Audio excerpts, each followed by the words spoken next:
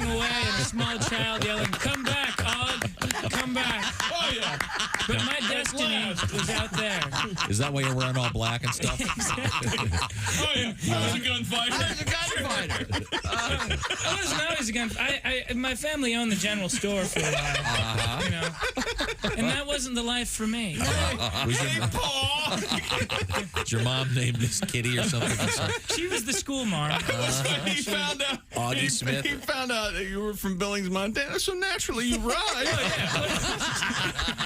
What I'm talking about is freedom, people. Montana represents. You go to California, swear to God, it's illegal to smoke cigarettes in bars and taverns. And I say, I don't know, smoking is bad for you, but who's concerned about their health in a bar? What's the complaint on this one? Excuse me, Mr. Bartender Man, I am trying to get drunk so I can drive home and have unprotected sex with some chick I just met tonight, and this guy's blowing smoke in my face.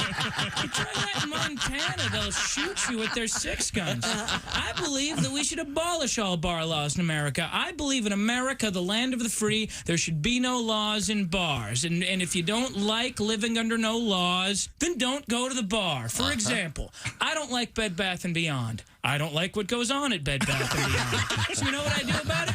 That's right. I don't go there. Yeah. You know what I don't do about it? I don't picket Bed Bath & Beyond. I don't put Bed Bath & Beyond in an axis of evil with Kitchen Caboodle and the Baby Gap. I don't think that Bed Bath & Beyond should have to be 500 yards from elementary school. I just don't go to Bed Bath & Beyond. I like Bed Bath & Beyond, Doggy. I'm a divorce guy. I need them. And I'm okay with you going there. Thank you. And I'm even okay with you smoking there. You know why? Because I don't go there. Fabulous Augie Smith. Forever to go down in history as the best first appearance on the Bob and Tom show ever. Is he responsible for Bed Bath & Beyond going up? Maybe so. Yeah. He doesn't go there. Good morning. It's the Bob and Tom show. Christy Lee at the news desk. Hi, Chick. She returns. There's Pat Godwin. Hey, Chick. He's over there in the performance room. There's Joshua P. Arnold. Hi there. He's embarrassed, but his middle name, Phineas. You know what? I'm starting to embrace it. That's good. There's Ace Cosby. Hey. Ace is mad. I'm Chick McGee, and here's Tom. Not as bad as Godwin. Why? People And are you mad? guys missed it. I think the better show's in the green room here. That's pretty funny. I went on a Starbucks mission about 20 minutes ago. Oh. And in spite of the giant speed humps in the road, managed to get back with most of the coffee intact. Uh-huh. So You should have heard him. I understand why they need speed humps. I get that. But I don't want coffee on my automobile seats. There, I said it. it's just saying they're going to have to invent a holder that it has a little bit of like springs in it or something. Like an automatic leveling holder or something? Yes. But the larger point here is I went into the green room just now and Pat goes, "Oh, hey, you got me a coffee." You know, yeah, that's probably marked. And so he picks up this great big coffee, starts to put it in the microwave, and spills it all over his chest, which isn't funny, but the string of profanity. You really should write that down. I think you got a song there. I got a couple words that rhyme for you. I said, how long is the opening bid? He goes, 2 minutes, not long enough. You got to hurry. Boom. I felt rushed. So if you're making that into a song, here's some words for you. Oh, that was a string. Yeah, you've got, let's see, you got the broadcaster, David Spunt. You've got Andrew Luck. I got them all in there. I learned them from Reno. God, it was a great string of profanity. Spontaneous and very heartfelt. Way past Carlin. Yeah. Oh, yeah. More than the 7 words you can't say. Why is an Ace in a bad mood, by the way? Well, yesterday, he's contends, his contention is that Travis Kelce and Taylor Swift are not dating. He's absolutely, that's his contention. Oh. And his latest theory is that all of Travis Kelce's former girlfriends are brunette and very dark and swarthy and olive skin. Of course, Taylor's not that at all. However, Ace, there's more evidence on the for Taylor and Travis are dating. She is evidently going to attend Sunday night's Chiefs-Jets game. I saw that she might. There he is. He's holding on to it. Sources, there you go. What's the? I'm sorry. Go ahead. I'm sorry. No, it's okay. I'm just still astounded at the amount of news coverage this is getting. I know, right? This has made Travis Kelce possibly the most famous player in the NFL. It's just getting started. His jersey sales went up 400%. The ratings for the game that Taylor was at was 24% higher. Oh my And NBC's throwing a party because this is Sunday night football, and they're going, a real ratings bonanza. So because the Jets blow. Yeah. So do you have the Las Vegas spread on the Jets game yet? The Jets and the Chiefs? Jets and the Chiefs. I assume it's I would imagine over the 10. Jets are getting 6 or 7, I would think. That's all?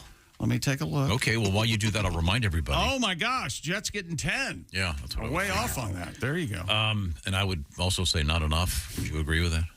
You never know, Tom. You have those shoe-in picks coming up today, never know. Nancy. Let's see if we can get it out there. You never know, Tom. Speaking of Nancy, Alex is the lady. Alex Virgil, two names, is our winner of the Big Green Egg Mini Max from week 3. A dame, a skirt. Yeah, good job. I think we're going to be talking to her today on the Shoe-In of the Week. She entered our contest, and we got a new one going this week. Get your entries in, please, before tonight's game starts, because the weekend begins with the Thursday nighter and runs through the Monday nighter. I always wanted to hang around a bunch of guys that actually referred to, who's that skirt over there? Look at these birds. Yeah, I guess I was born too late. But Oh, no, they're out there still. I was more in fashion, They I use guess. different phrases, sadly. Mobsters and things. Log on to bobandtom.com/contest, and you could be like Ms. Virgil and be a winner of the beautiful Big Green Egg Mini Max. Once again, bobandtom.com/contest. All you got to do is pick the winners. You do not have to employ the spread. Just pick the winners. She got 15 of 16 games last week and only missed one. She was the only one. Well done, Of Alex. many thousands of people. So get your entry in for the beautiful Big Green Egg Mini Max. Today, speaking of sports, we're going to have former Major League Baseball pitcher Drew Storen in. Good man, good man. Great man. Drew can give us a little bit of a lowdown on the playoffs on the way. And he developed a bourbon, interestingly enough, that is distilled from the corn from the famous Field of Dreams cornfield. And he was here before talking about it and immediately sold out. It's great. So they've got a new batch, I guess, if that's what you call it. And we're going to find out about that and if you can get it and where you can get it. This is much better than his previous project. What was that? The corn from the Children of the Corn. But everybody who drank it ended up killing their parents. Yeah. Ooh, that would be bad, So so they had to recall that. That was scary. Yeah. Yeah. Are there any other famous cornfields? Oh, boy. North by Northwest? Yeah. Did we do that? Yeah. I guess that could be a famous cornfield. What else? I bet there's some other corn. There's a Twilight Zone with a cornfield. Remember, Billy Mummy sends a kid, the people at the cornfield. Remember? There's a Deliverance episode with a cornhole. Oh, not the same. He's right. He is right on that. Yeah. I'm not sure what you'd make the bourbon out of. Maybe the water from the Chattahoochee River. And some kind of salve. What about Aintree? Also coming up, comedian Angela Johnson and comedian Al Jackson joining us today. Certainly looking forward to that. And what we learned from Deliverance, Tom, is that the corn there, very special. Oh, God, that's one of my favorite scenes of any movie ever. Remember that, where they're having the dinner and it's just, oh, God, it's They're just trying not to talk about anything. It's so subtle. Yeah. Who won supporting actor? Why didn't Ned Beatty win supporting actor that year? I mean, I don't know. Who beat him? I don't. Yeah. Because that one scene is like, oh, holy hell. He really did get hung in the butt. It's brutal. In fact, this is a portion of that scene. Did you ever see the version of this they made with dogs? And here's the scene. I don't. Aintree. Squeal like a pig. There is a part. I'm sorry, that's the Weimaraner. The Weimaraner blowing through a paper towel. Cardboard. Sorry, it makes me laugh every time. You were saying I keep interrupting you. No, you're good, Tom. There is a part in that scene where it looks like Ned Beatty really is trying to get away. It doesn't look like acting. You feel so bad for him. Wasn't that a local guy that wasn't an actor that was doing that? Is that No, right? that's an actor. That guy was in a bunch of other things. Oh, was he? Who? Jonathan Borman or who? Johnson. Yeah, directed that? Borman. Yeah. His son is the motorcyclist, Charlie Borman. Yeah, but don't. Oh, is that right? Yeah. Wow. Do not get in a conversation with the Bormans. Oh, Good God. boy. Drones on. Motorcycle enthusiasts are familiar with the all the way around, all the way down documentaries. They're excellent. Now, You say so. Oh, they're very good. Now, we have a number of things to get to today, including catching up with Christy, who's been gone. Yeah, it's great to see you, Christy. Good to be back. Went to see Ringo Starr and his all-star band. And how is Ringo? Ringo's great. Good. He takes a little intermission in the middle, but other than that, he was oxygen. great. But he admits it. He goes, I'm going to go back and take a rest. You enjoy the rest of the show. Wasn't Pete there? I saw Pete was there on your Instagram. Is Pete. that right? Pete Frampton. Oh, he was in Nashville. Oh. I wasn't in no, Nashville. No, somebody walked out. Oh, that Ringo was in Nashville. And Yeah, Frampton that was walked in out. Nashville. Oh, that's he cool. inducted him into some Hall of Fame in Nashville on Sunday, and I saw them on Tuesday night in Clearwater Beach in a really great facility called The Sound. It's right by the water. It's all open air. It was beautiful. Lovely. But that Warren Ham, I'll tell you what, he is so talented. He doesn't get a lot of talk in the band, but he sings a lot of the Toto songs. He plays percussion and saxophone. I mean, he is, I think, kind of stole the show for me. Wow. He's got the guy from, let's see.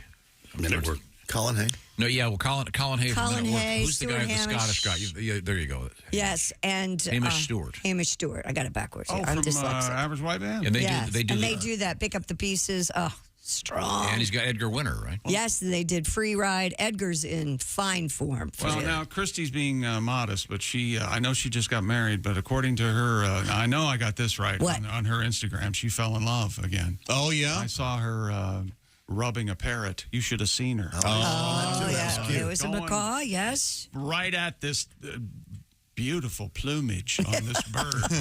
Unbelievable. Oh, speaking of theaters, in Took the a news, big crap on her. Okay. in the news today, Ford's Theater.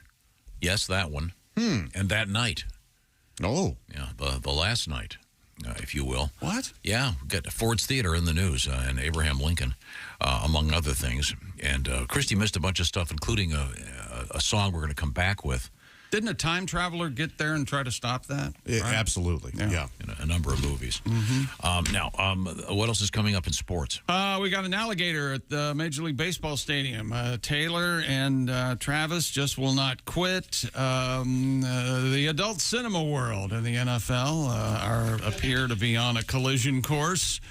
You know what? It's about time. It's about time. Why not? The Venn diagram of fans of both is very wide. Absolutely. And Tom, you think you don't like breakdancing at a Olympic-style competition? I got something for you. You're going to have to make a choice here, buddy. I'm not saying breakdancing doesn't involve a lot of skill. It's just where do you draw the line? It doesn't belong. You say it doesn't belong in the Olympics? No. Just What's pure, next? plain and simple. Tiddlywinks, pancake throwing, frisbee. They're all fun, but right now, Josh, you're working on your house again? Yeah. Well, you know how it is when you own a home. It's always something, isn't it? You're exactly right, Christy. It is always something. Maintenance, repairs. But sometimes those some things are great, like the dream projects you want to turn into reality. Yeah. You and I talk a lot about houses and what we'd like to do with ours. Well, we're both aware of Angie, aren't we? Yes, we are. We're here to tell the world about it. Angie's made it easier than ever to connect with all those skilled professionals out there so that you can get your home projects done well. Sure, you could do it yourself. Will it be done well? Probably Not. If you own a home, you know how it is. But hey, Angie that. That's right. When you have a project, just Angie that. That means you're going to find a skilled local pro who will deliver the quality and expertise you require. Angie has over 20 years of home service experience. They've combined it with new tools like that wonderful app to simplify the whole process. Go on the app or their website, answer a few questions. Angie's going to handle the rest from start to finish. Angie can also help you compare quotes from multiple pros so you know you're going to get the best price for you. You can take care of just about any home project in only a few taps because look, when it comes to getting the most out of your home, yeah, you can do this when you Angie that. Download the free Angie mobile app today or visit Angie.com. And don't forget, that's spelled ANGI.com. Thank you very much. We spell green egg, Green. You can win the big green egg mini max once again. BobandTom.com/contest. Make your picks today. Coming right back. It's the Bob and Tom Show. Hi, this is Mike McRae, and you're listening to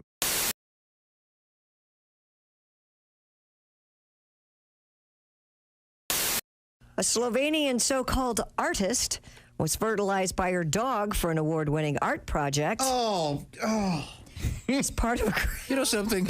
Didn't you know he would react this way? Could we have Yes. people licensed if they want to use the name artist? As part of a greater... Like if you're a pilot, you Yes. got to have a license to be a pilot. Anything is art if we name it as such. That's... And these things always involve some kinky sex or fecal material. As part of a greater series that celebrates the bond between humans and dogs, Maya Smarkar had her eggs artificially fertilized by non-reproductive, which means not sperm cells, from her Scottish border collie named Byron. Don't even say her name again. I don't want this woman to get any publicity. According to the Arts Electronica website, the result is a hybrid cell inherent in which is a dystopian scenario, but which would create a new species This is such whose crap. chances of survival on planet Earth are better than ours. Not at all. Not utopia. Dystopia. Yeah. Could you, Dystopia. instead of artist, could you just Dystopian. put weirdo? Yes. Psychotic. So this is just The process this she art used was only not exists, fully explained. This only exists for the writing about it, and it's so there's no actual embryo. No, because it was a non-reproductive cell, not yeah. a sperm cell. Even if it were reproductive, nothing would happen. Right. The artist also reportedly breastfed an Icelandic sheepdog named Ada. Of course you did. After going on a special lactation-enhancing diet for the project. Breastfed a dog. So she's trying to make like a friendly Halloween werewolf. He's a good boy. I swear to God, if tomorrow we have a story about this woman falling off a cliff, I would feel nothing but joy and... She's dead. But look, it's her last art project. God, I mean, get some talent. Wow, you almost said a bad word. Like maybe practice something and become talented at something, and then you can call yourself an artist. You freak! I hate her. Tool of the week immedially. Maybe. Who's been a good boy? Tool of a lifetime? You're part of my new art project. How's that not be? God. I hate her. I don't know. I'm trying to put together a new CD here. I'm trying to get a bunch of songs gathered up here. I think it's time. And I don't know. Do you guys want to hear some unreleased material? Absolutely. Okay, cool. Absolutely, that's right. Well, here we go. Unreleased. This is a song called I'll See You in Heaven. All right. Well, I was 21 years old when I married my sweetheart, and we swore that we would love each other until forevermore. We lived happily together on a farm by the hillside, and each day was better than the one before. Well, except of course for this one day when she was tilling out in the field and she fell off her tractor and got run over by a bush hog. And I'll never forget, as I held her in my arms, the last words that she said to me. She said, "Baby, I'm gonna wait for you in heaven." Well, a couple days went by, and eventually I just got over it. And I started hanging out with some 21-year-old beach bunny. We moved out to California and bought a house on the shore, and each day was pleasant as can be. Well, except, of course, for this one day when she was shredding out on the point break and she slashed up on a rip curl and got yanked out to sea. And when I was sitting on my beach blanket, I'll never forget the last words that she shouted across to me. She said, "Baby, I guess I'm gonna see you in heaven." Well, when my time finally came, I was at the pearly gates, and my first wife was there, and she said, "See, baby, I told you I was gonna wait for you." But it was kind of an awkward situation, because Beach Bunny was right behind her, and she said that she was gonna wait for me too. So I didn't know what to say, so I tried to make a dumb joke, and I said, "Hey, maybe we could all have a threesome." And the angels in heaven didn't care for that remark, and nothing I could say could appease them. And that's when I was stricken down to hell. Well, the moral of this story is if you're ever in a love triangle and both of your loves just die in some bizarre, odd, geographically relevant, contrived manner, well, don't try to ask for a threesome in heaven or you'll end up in hell just like me. Yeah, you'll end up in hell just like me. Henry Phillips.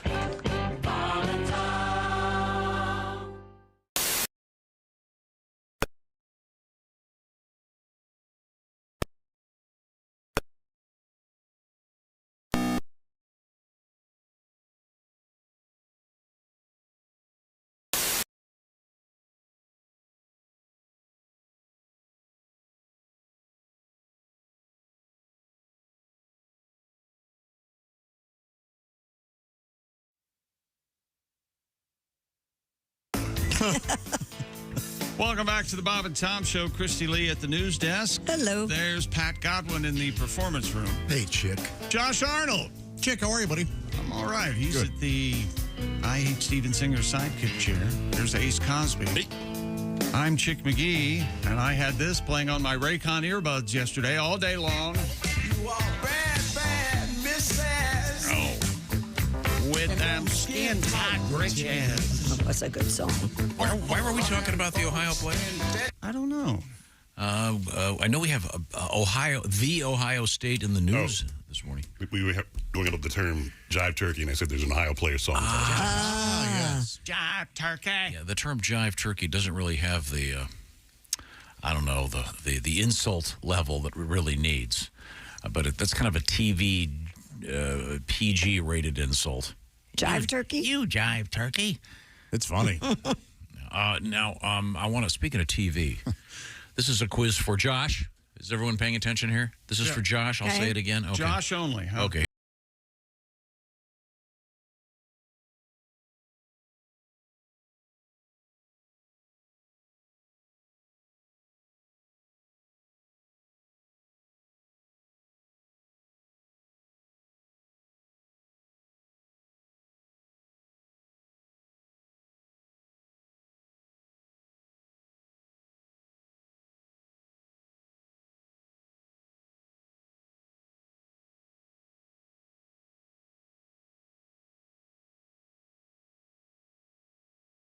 '90.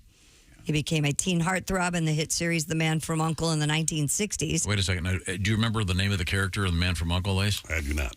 Anyone? I don't. Ilya Kuryakin. Yes, Ilya Kuryakin.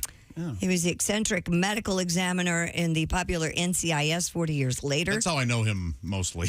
In the last couple seasons, As you would. Yeah. last couple seasons, he's only been on there via Zoom. Yeah. So he must have been really ill. He got a great character. Remember Robert Vaughn's character's name? I know. Napoleon Solo. Napoleon Solo. Wow. And what was Leo G. Carroll? He was like, he was like the management in charge, or they'd walk into a like a dry cleaner, and they'd walk to a very Asian dry cleaner. Actually, Actually, they would walk in the back, and there was a secret passageway to what was the name of that guy? I forget. He was Mr. Do you remember what Man from U.N.C.L.E.? Remember what U.N.C.L.E. stood for? United Network of Criminal something. United Network Command for Law Enforcement. Well, you guys are good. I think it stood for somebody really wanted to call it the Man from U.N.C.L.E. Yeah. They came up with something. Very underrated film version. Came out, 5 years ago? Maybe a little longer. Who was in that? Army Hammer and Oops. Yeah, Matt Bomer, I think. Is that the other he's guy? good. Matt's good. Yeah. It's a Guy Ritchie movie. It's good. No kidding. Yeah, it's a lot of fun. I'll need to take a look at that. As a very young girl, I can remember that I kind of, David McCallum caught my eye in Man from U.N.C.L.E. He was a teen heartthrob. Cute. Did he date? Or was he married to Joan Collins? No, he was married to Jill Ireland. Yes. He was kind of David Spade size. Remember? Yeah. I got that. What that's was my interesting to me was this show was on essentially during the Cold War, mid-'60s, and he was a Russian agent that worked for the Man from U.N.C.L.E. squad, whatever. And he was Scottish in real life. Yeah, but he portrayed which is kind of interesting, kind of a Leo G. Carroll. detente. Alexander Waverly. Mr. Waverly. Oh, that's it. And Stephanie Powers was the girl from Uncle. She was April Dancer. Oh. April Dancer. Cool. What do you think of that? What if those old episodes are around somewhere? Yeah, I haven't seen the show I'm sure they since must I was a be. little kid.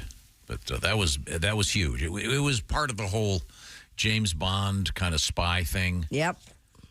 Of that era. So, yeah. And we actually spoke with David McCallum.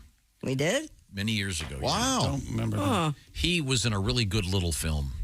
Good little film. Kind of an independent film, and he made the rounds. It was very, very nice talking to him. But made it to 90. Nice job, David. So, sad news in the world of television. This is the most British actor's name I've ever heard in my life. Yes. Arthur Mallet. Mallet. I say. Hello, I'm Arthur Mallet. If you want that role hammered home, hire Arthur Mallet. Coming up today, it's going to be former Major League pitcher Drew Storen talking about his special bourbon made from the corn in the cornfields from the Field of Dreams movie. Which I actually finally saw. Oh. I had not seen that until a couple weeks ago. Did you like it? Oh, I enjoyed it very much. Also coming up today, Al Jackson, comedian, and Angela Johnson, comedian. And right now we have some sporting news from Chick McGee. Yeah, let's do this. Damian Lillard, the big news of the day yesterday. Dame, he needs a nickname. The Grand Dame, or he just doesn't have any. Anyway, Damian Lillard traded by Portland. It says PDX on their uniforms to play alongside Giannis in Milwaukee on Wednesday. People are saying this is the next super team, and they're automatically the favorites to win the NBA championship. The deal ends his 11-year run with Portland and the 3-month saga surrounding where will Dame take his talents? Where is he going to end up? He's a 7-time All-Star. A 3-team deal, actually, that sends Drew Holiday. Tom, his first name is J-R-U-E. Drew. Okay. That's how you say that. Holiday. DeAndre Ayton. Well, he ain't gonna be in Portland. What we always say, Ayton ain't cheating. That's right. Now, all she did was give me the old, The old eat. Little nibble ain't hurt no one. And speaking of that, college football, Michigan State has fired Mel Tucker, saying Shut your mouth. The suspended football coach failed to present adequate reasons why he should not be fired for cause after having what he described as sex. Consensual phone sex with an activist and a rape survivor. Oh, the school said Wednesday that it terminated what's left of Tucker's $95 million 10-year contract for acknowledging actions. That was the big deal. If they could fire him for cause, they didn't have to pay him the money. They can't. The woman said Tucker sexually harassed her during a phone call in April of 2022. Michigan State informed Tucker that it planned to fire him on September 18th and gave him time to respond. And he did, and they went ahead and fired him. There you go. Expensive phone call. That's right. Remember, kids, stay off the phone. Think of the hooker you could get for $75 million. 95 million. I think you'd probably be allowed to kill her. Oh, my gosh. 95 million over 10 years. Hang on a second. That is dark. Who are you, me? Hey, can you arrange something like that? I mean, for $75 million, I'm sure. 95 million. No, but I think he still owed something. I forget what he's already. He's already got 20 million of it? Something like that. He's got a lot of it already. All right. Yeah. Get anybody. I mean, for that kind of money, for $75 million, you go to Bangkok, you can pretty much write whatever you want, I think. Really? Yeah, and on a much lighter note, a much happier note, Christy, you missed something. What'd I miss? Let me see if I can find this. We had a story yesterday about Tinder, and I was not aware that there were different levels of the Tinder dating service. Like Tinder Plus? There's now a $500 a month plan on Tinder called Tinder Select. Yeah? Which, by the way, I still say it sounds like a dog food. Hey, ever since we started feeding Rover Tinder Select, his fecal mounds are significantly smaller. What does that mean? Did they... Tinder Select. Let me see if I can... Here we go. What do you think the stats are on these dating apps of people that are married are on the dating app? It's no idea. 50%? I would be... Oh, I see what you're saying. Yeah. Tinder Select, you have to be invited Oh, so it's like the celebrity dating website. What is that This dating joke's website? just for Josh. It's for vampires. Raya. Yes, it is. You have to be invited. Okay. According to Bloomberg, the users who are accepted can unlock exclusive perks like early access to new features. This sounds like a complete scam. It does. I think it just shows the people that you're willing to piss away $500 a month. Yeah, you get a badge, Christy, so it probably, like, on your profile. Oh, So it yeah. is. I think it's just kind of a flex. Hey. Yeah, I got look money. at me. I can afford $500 a month. And I can't figure out if the women have to join also, or if it doesn't make sense to me. But one of the weird things about this is one of the perks is you can message women who you have not matched with.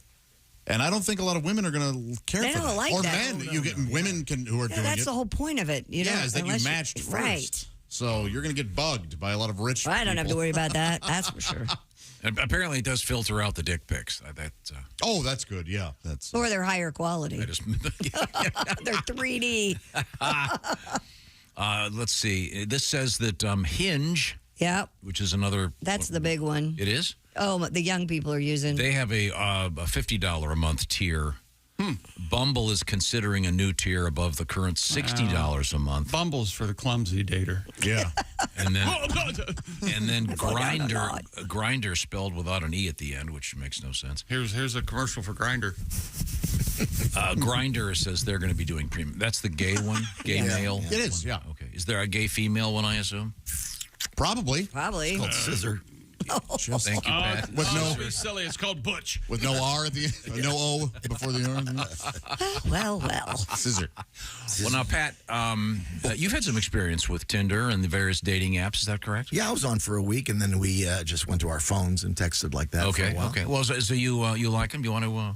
I liked it for a week. Yeah, it was very And successful. didn't you? You met your current girlfriend, right? I did indeed. There yeah. you go. You got a song about it? I do. Return to Tinder. Return to Tinder. I spent $500 on a dating app. And bright and early each morning, I check the traps. She responded to me. Return to Tinder. If you like, swipe right. And now a pretty little lady wants to hook up tonight. She doesn't look like her photo, but then again, neither do I. I'm really 10 years older, I tell her. She says, I'm a guy. I spent a lot of money to get a lady in bed. I met a new girl at her place. The trailer's filled with soda fed. This isn't working. Return to bartender. I met a girl at the bar. I'm going old school. Now we're making out in my car at Trader Joe's. Thank you very much, Pat Godwin, and a little bit of Tinder dating app action. That's right. We got an email for you, Tom. Okay, what does it say? Also, yesterday, Christy, you missed this. We talked with Dave Dyer, and he gave us a rundown on the Firehouse and things like that. Christy's Lieutenant Dave. He's a fireman. Nice. And Tom, of course, had questions. If you're a firefighter, and Tom, do you remember what your question was? Was there a poll involved? There were a lot of questions. I asked if there was a pole to his firehouse. There is not. What about if they have to rush out while there's food? I asked the guy. I said, "Do you because they cook there at the firehouse, right?" And I said, "If you get an alarm, how do you not burn the place down?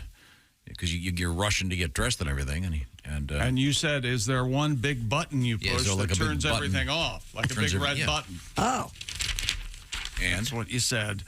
I'm a retired professional firefighter and can tell you that in most firehouses throughout the country, all appliances are turned off automatically when they get a call. Huh.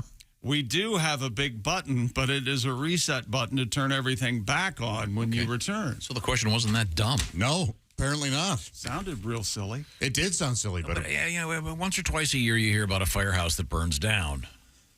I don't think it's. I've never heard of Okay, let's bet $1,000 I can find one in the next 30 seconds. Well, of course you can on the internet. Well, that's what I said. I'm not saying it happens every week. You said once or twice. Once or twice a year, you get a firehouse burning down. Okay. Okay. They all look up while you do some stupid sports thing. And by the way, NBA trades we can. Yesterday, talking with David Dyer, you asked if firefighters at the grocery store leave their carts if they have to go to a fire while they're shopping. Yeah.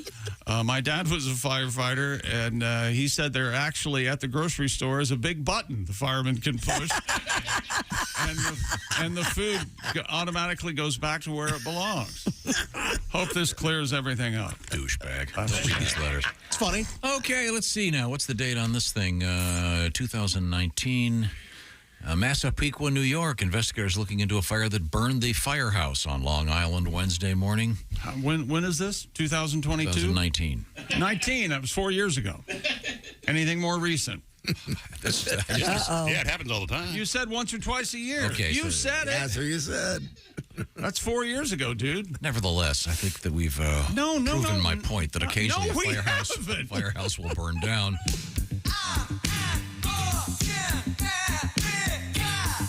Burning down the house. Look at this jackass.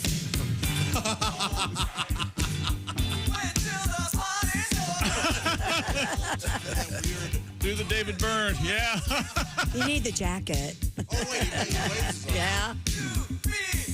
Here's a guy that, They're making a big deal about Stop Making Sense being re-released. Yeah, they're re-releasing the movie. It's in theaters currently. Yeah.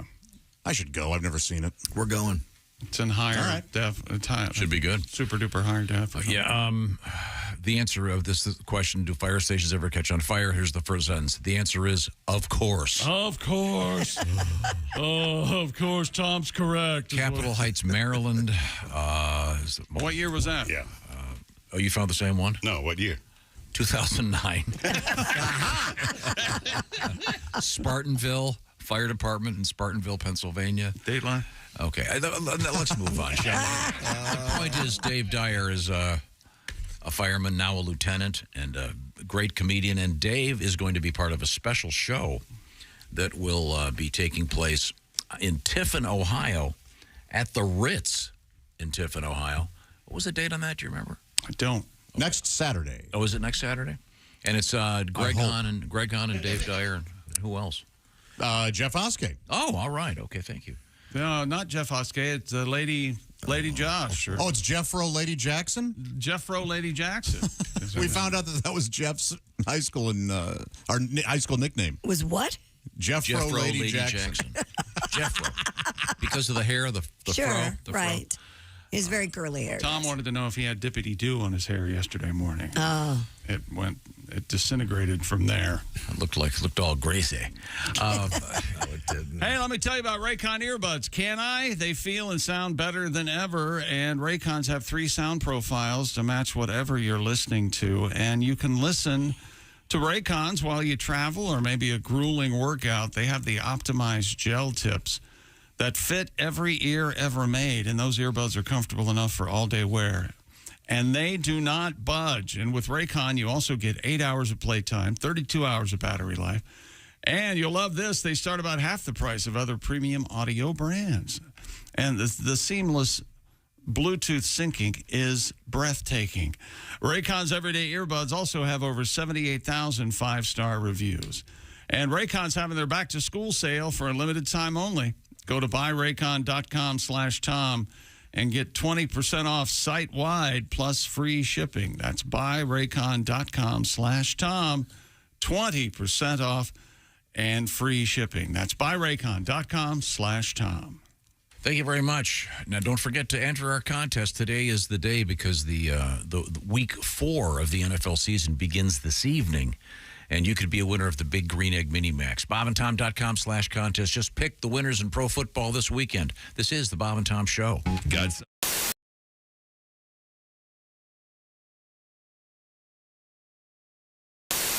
Hey, it's Josh, and of course... Hi, Chick McGee, everybody. Your chance to win a Mini Max Big Green Egg for Bob and Tom and Big Green Egg. Each week, someone will win a Mini Max Big Green Egg. It's the Bob and Tom Show Pig Skin Pick, powered by the Big Green Egg. Go to bobandtom.com/contest on the computer. Is that where you go? Are we eligible?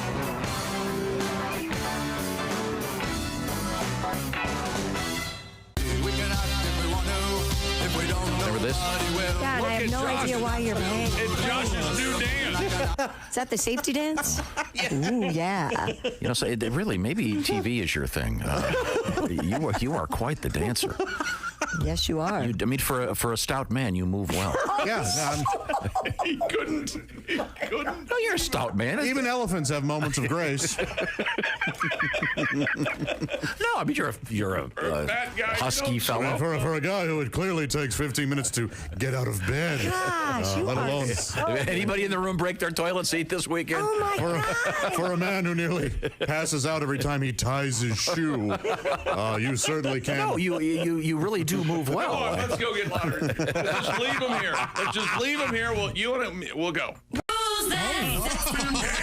It's Cosby. Here he is with his joke of the day. What did the judge say when the skunk came into the courtroom? Oh! What did the judge say when the skunk came into the courtroom? Odor in the court. That'll be getting told in courts throughout the country. Odor in the court. Oh, man.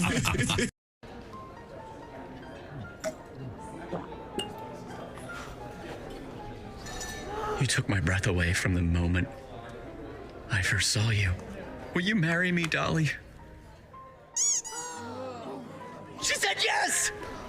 She said yes! It's not a real person. It's not a real diamond. Real, natural, earthborn diamond. For your real love, from a real jeweler you can trust. Steven Singer Jewelers. Oh, wait a minute. Chick's doing his office chair dance. Yeah. It looks like you're having a stroke. A stroke of genius. Thank you. So this isn't your song again? This isn't No, this is Chick's song. Can you give me the... Can you kill that? This is your favorite song, then? Maybe I can... Yeah. This is your favorite? Scene in Watchmen. Great Favorite scene. disco song. Oh, Josh is dancing now. This is...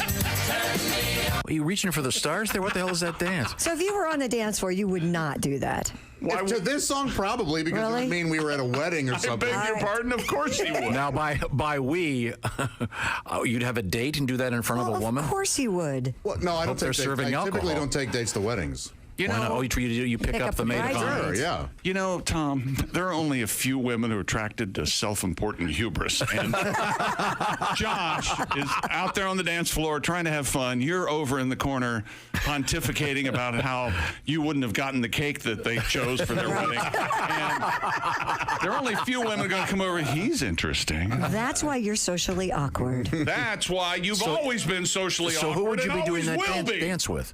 Whoever's out there. Really? Your nieces, they love to dance. Sure, they'd be. If Go to a wedding. bridesmaids. The niece feet on your feet and dancing them around. And let me tell you this: when I dance, broads are a sucker for that move. When I dance, I don't go to people. People come to me. That's right. So let's see it again. He's moving the shoulders. Now he's reaching for the stars with a grin on his face.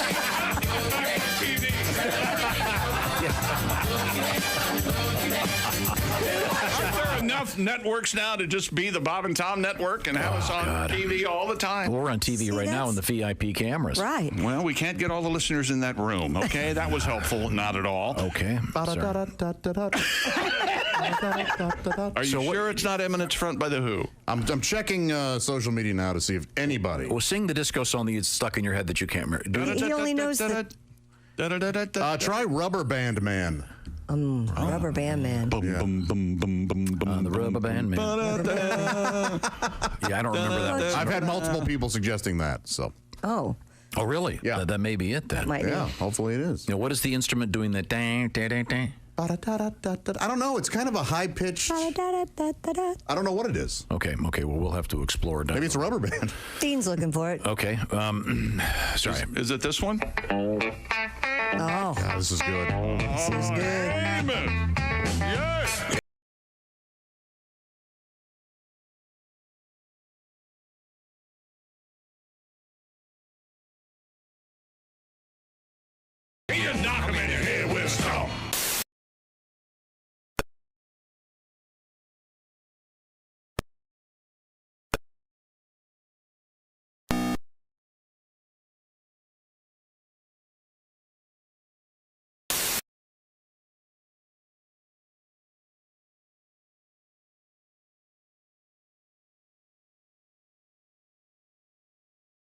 to one of those porn academy.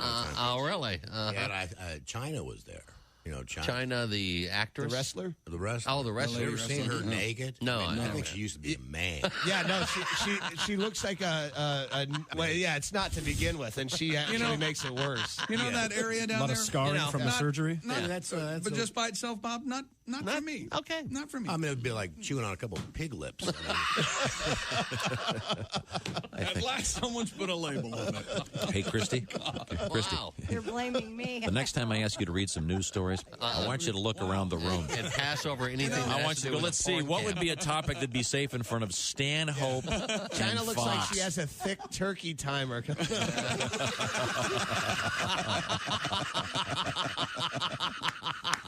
Hey, she's done. Essential Morning Radio. All day and all night. Really? No, seriously. Really? Bob and Tom Radio.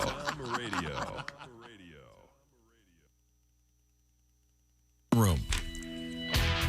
Welcome back to the Bob and Tom Show. At the news desk, it's Christy Lee. Hello. There's Pat Godwin in the performance room. Hey, chick. We just had a song, didn't we? Yeah, early. Yeah, it was really something else. There's Josh Arnold. Hi. That sounded sarcastic. There's Ace Cosby. No, it was something else. Yeah, you. I'm Chick McGee, and here's Tom Griswold. We were talking about firefighters because we spoke to our comedian firefighter friend Dave Dyer. And once again, Dave will be joining Jeff Oskey and Greg Hahn coming up just about a week from now. At the Ritz. At the Ritz in Tiffin, Ohio. Putting on the Ritz! Saturday, October 7th. But we were talking about firefighters, and I asked a question of Dave how they managed to not burn the firehouse down if they had to leave in a hurry. Oh, my God. Turns out they have a way of making sure everything is off before they exit the building. And 2 or 3 firehouses burn down every year. No, I said every once in a while I read about a firehouse. You're a liar! Now we switched it to every once in a while. I said a couple a year, I think, internationally. I've already found 2, but while looking for it, I found this much more interesting article. Which says? Mr. Stephen Coward had been with Clearwater Fire Department for 19 years when he had to resign after an anonymous package containing a sex video starring Mr. Coward arrived at the station. Sounds pretty brave to me, The video shows Mr. Coward engaged in intercourse with a woman inside the bathroom at the firehouse. He's smiling and holding up a cell phone recording the event. That's awesome. That and 40 incriminating emails between Mr. Coward and another woman were sent anonymously to the fire chief, sparking the investigation. Yeah. A second person came forward anonymously to claim that he had sex with as many as 8 women while on duty. Did it affect his job? Doesn't sound like it. They have a lot of downtime there. Yes. In the firehouse. Yeah, I mean, Mr. Coward admitted to having sex with 2 women in the fire station's workout room, truck, and dorm. Oh, the truck. How cool is How that? hot is that? Yeah, according to the Tampa Bay Times. Yeah. Who can tell when the love bug's going to bite, you know? I mean, maybe the women were hot. Yeah. Hot. Yeah, so yeah. You're giving a tour of the firehouse and nature. Yeah, you know. Nature. So apparently that's against the rules. Apparently. That's a shame. You wouldn't well, want to be. You wouldn't what wanna if you were? What if they got a call and you're in the middle of? It happened in Backdraft, and Jennifer Jason Leigh and William Baldwin just got dressed right there on top of the truck. Oh, all right. Okay. I've never seen that one either. Well, it's a Ron Howard movie. Oh, yeah, that's yeah, true. you're out probably. Makes great movies. You like Ron Howard? He doesn't like Apollo 13. Oh, it's a great movie. Great movie. It's tremendously well done. Glad you guys enjoy. Yeah, you wouldn't want to say, well, I'm sorry, your house burned down because Roy was getting his nut, if you will. Busting. So in any event, yes, occasionally a firehouse does burn down, usually because someone's banging someone in the bathroom. I'm sorry, are we going to get back to sports? We've got a story especially for Tom. According to from Hangzhou, China, a centuries-old card game of bridge will be played at the Asian Games for the first time. Esports, chess, and bridge are among the so-called mines sports with full medal status at the 2-week-long multi-sports Asian Games. More than 12,000 participants. The games offer all the traditional Olympic sports, and bridge gives the event a very different look. At least 9 players in the field of about 200 are over 70 who are playing bridge. The oldest is 78-year-old Masood Mazhar of Pakistan, a sharp contrast with a 13-year-old Chinese skateboarder who's won a gold medal earlier this week. Well, that's fine. I'm just saying the traditional Olympics, I think they're adding some non-sport. Didn't they get rid of wrestling and replace it with breakdancing? That is silly, considering wrestling was one of the original. Now, is that back? I forget what happened with that, but I don't know. I'm not going to watch wrestling in the Olympics until it's presented the way it was originally presented. Naked? Yeah, naked, all nude. Yeah, going at it. Would often turn into, as Ace would say, nature. Yeah, on a fire. I'll tell you what, they see the guy, well, that's what I call a full Nelson. Now, Mr. Nelson, if you'd put that away. Put that away, Nelson. He's giving them just a tip, Nelson. Last night at the Phillies game, one night after the National League champs clinched a spot in this year's postseason, Philadelphia radio host Howard Eskin, he's a legend. Evidently, there you go, a fan was denied entry to the game. He wanted to bring his emotional support animal, an alligator, into the game. That's right. And guess what his name was? What? Wally. Wally. But that's just the start of where things get interesting. As it turns out, this just wasn't any old emotional support alligator. There's a story. Wally's the world-famous gator, and his handler, alligator expert Joie Henny. According to reports, Wally initially found in a pond at Disney World. Henny agreed to take the gator in, because this is a good law. It's illegal in Florida to relocate alligators to another spot in the wild. Apparently, you can take them home. This is according. What? This is according to the news release. Maybe the average person, as opposed to the DNR or something. Today, the two, Wally and Mr. Henny, live in Hershey, Pennsylvania, and Wally eats Cheetos and chicken legs. Henny, for now, and neighborhood cats, and old ladies. And he said, "I never met an alligator that will not bite you. You fool around with their head, and their instinct is to grab you with their jaws. But Wally will not do it. You can reach in there and rub his tongue. He refuses to close his mouth. We don't know why." Well, so far. Yeah, thank you. You need to put ellipsis so far. When we hear about this guy losing his hand, one-hand Artie, whatever the hell his took name him is. to the baseball game. Wow, but they wouldn't let him in. He said, "I fell into a deep depression. I lost some people very close to me. They were eaten by my emotional support. And around that same time, Wally and I began to grow very, very close." Yeah, stay home and watch the game on TV, you jackass. What else is coming up in sports? Is that right? We got trouble in Taiwan. We've got adult cinema and more on Travis and Taylor. Do I hear wedding bells? Oh, God. To say, who knows? We have garlic breath in the news. Hey, garlic breath. And maybe a cure. This is very exciting.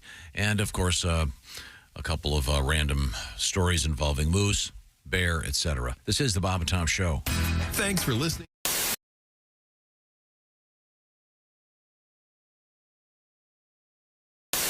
Once again, Clayton Anderson, this is called In the Dark. Okay, great, go for it. All right.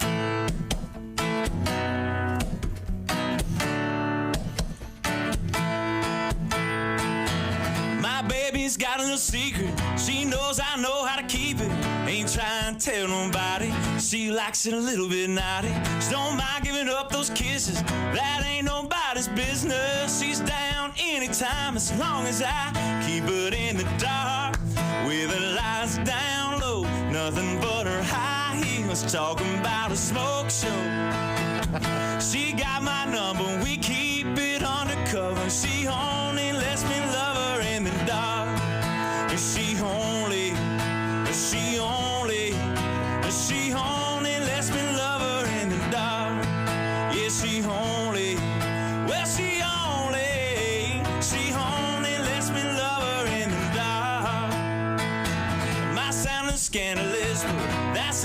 handle it, 'cause I know she's mine on mine, just as long as I keep it in the dark. With the lights down low, nothing but her high heels, talking about a smoke show. She got my number, we keep it undercover. She only lets me love her in the dark. Hey! This is Pat's solo time right here. This is me on the guitar, thank you. So I don't even know, every guy wanna take her home. That ain't what's going on. No, no, no. She's right here by my side, going home with me tonight. Yeah, yeah, yeah. She likes to keep it in the dark, with the lights down low, nothing but her high heels, talking about a smoke show. She got my number, we keep it undercover. She only lets me love her in the dark, with the lights down low, nothing but her high heels, talking about a smoke show. She got my number, we keep it undercover. She only lets me love her in the dark. Yes, sir. Wow. How good is that? Back down to Bedford. Clayton Anderson, that's great. That's a hit. Really cool. Yes. That song is a hit. Hi, everybody. Chick McGee here from the Bob and Tom Show. I want to tell you about the NFL season coming up. We got together with the folks at Big Green Egg, and each and every week, you're going to have a chance to win a Mini Max Big Green Egg during the Pigskin Pick'em program on the Bob and Tom Show.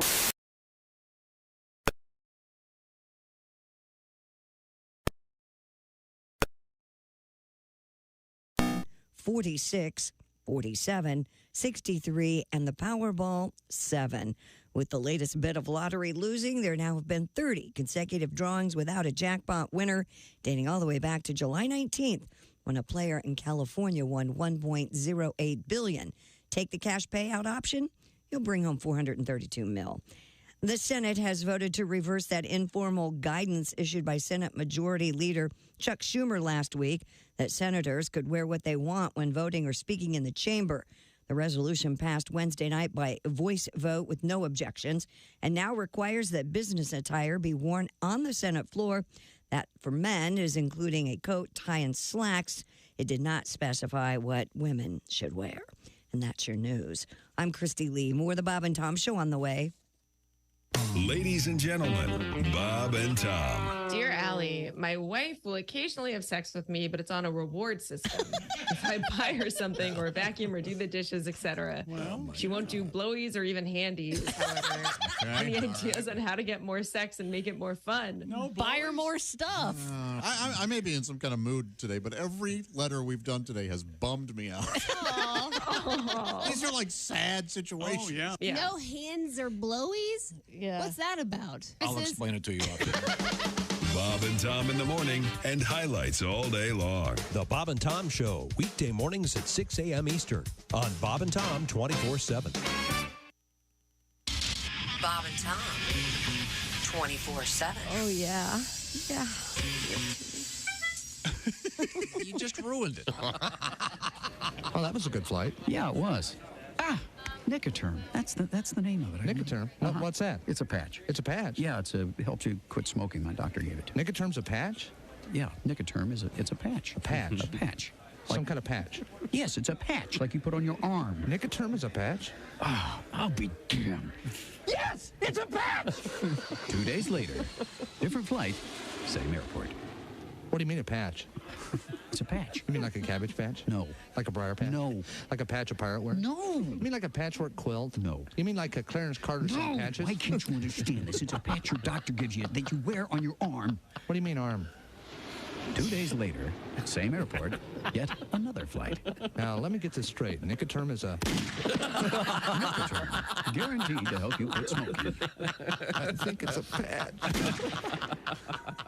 Hi, this is Kostaki Economopoulos, and you're listening to Bob and Tom Radio. Comedian Greg Warren, former state champion wrestler. You're the son of a wrestling coach. Now, I assume your dad was also your wrestling coach. Is that correct? Yes, he was. He was a high school wrestling coach, so I wrestled, and my mom was into music, so I played the clarinet in the band, which they made fun of me, especially the guys on the wrestling team, especially my best friend, Huey Baker. He was a black guy. He's one of those guys that would just get a hold of something and never shut up. Look at Greg, man. Greg, play the flute. It's a clarinet, Huey. It's a flute, Greg. You a flute man. Look at little flute man, Greg. Flute your flute, Greg. Little flute man, Greg. He'll be on the bus going to a match. He'll be real quiet, and all of a sudden you hear, hop, 2, 3, 4. What the hell we fighting for? Flute man. It's embarrassing when you're out there wrestling and you hear, hit him with your flute, Greg. Joining us in the studio, comedian Mark Eubanks. Did you go to college down in... I went to college in University of West Virginia, Morgantown, West Virginia. Oh, really? I was a mountaineer. Well, why would someone from Florida go to college in West Virginia? Because you didn't have to be real smart to get into school there. Basically, showing up got you that piece of paper. Valedictorian was a 2.0. On the breathalyzer.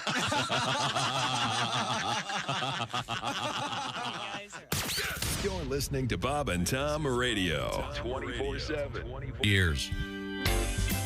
Hey, welcome back to the Bob and Tom Show. Christy Lee at the news desk. Hello. There's Pat Godwin in the performance room. Hi, chick. There's Josh Arnold. Hello. He's over there at the I Hate Steven Singer sidekick chair. There's Ace Cosby. Hey. I'm Chick McGee, and here's Tom Griswold. Got a couple updates here. First off, very important. Coming up this Saturday, the Olympic Theater in Cedar Rapids, Iowa. It's the man with the head of hair, Jeff Oskey, and Pat Godwin. What a great show that's going to be at the Olympic Theater, Cedar Rapids, Iowa. Saturday only, right, Pat? Yep. One show, one big show. Oh, yeah. Great. Certainly look forward to that. Also, we have added a show. November 17th, a special edition of this show will come to you from the casino starting at, I want to say, 5 a.m. Eastern time that Friday. And then there's 2 shows that night. I'm going to tell you how you can get tickets to that second show. The first show's already sold out. It's very exciting. It's a lot of fun. The second one, as of yesterday, a third of the tickets are already gone. So, That's wow. amazing. Okay, Jump cool. on it. We are going to visit the sports page, but I want to remind you that coming up, we're going to talk with Drew Storen, former Major League bitcher. No, he's really not much of a bitcher. No, he's a sweetheart. He's actually You very, think sometimes very you nice. might leave the major league, your tendency would be to bitch about your old boss. He doesn't. Sorry, He really doesn't. Sorry, Drew. Good pension. Pitcher who has created a bourbon from the field Is there of no dreams. end your aptitude for embarrassing us? I can't I'm sorry, Drew. understand you.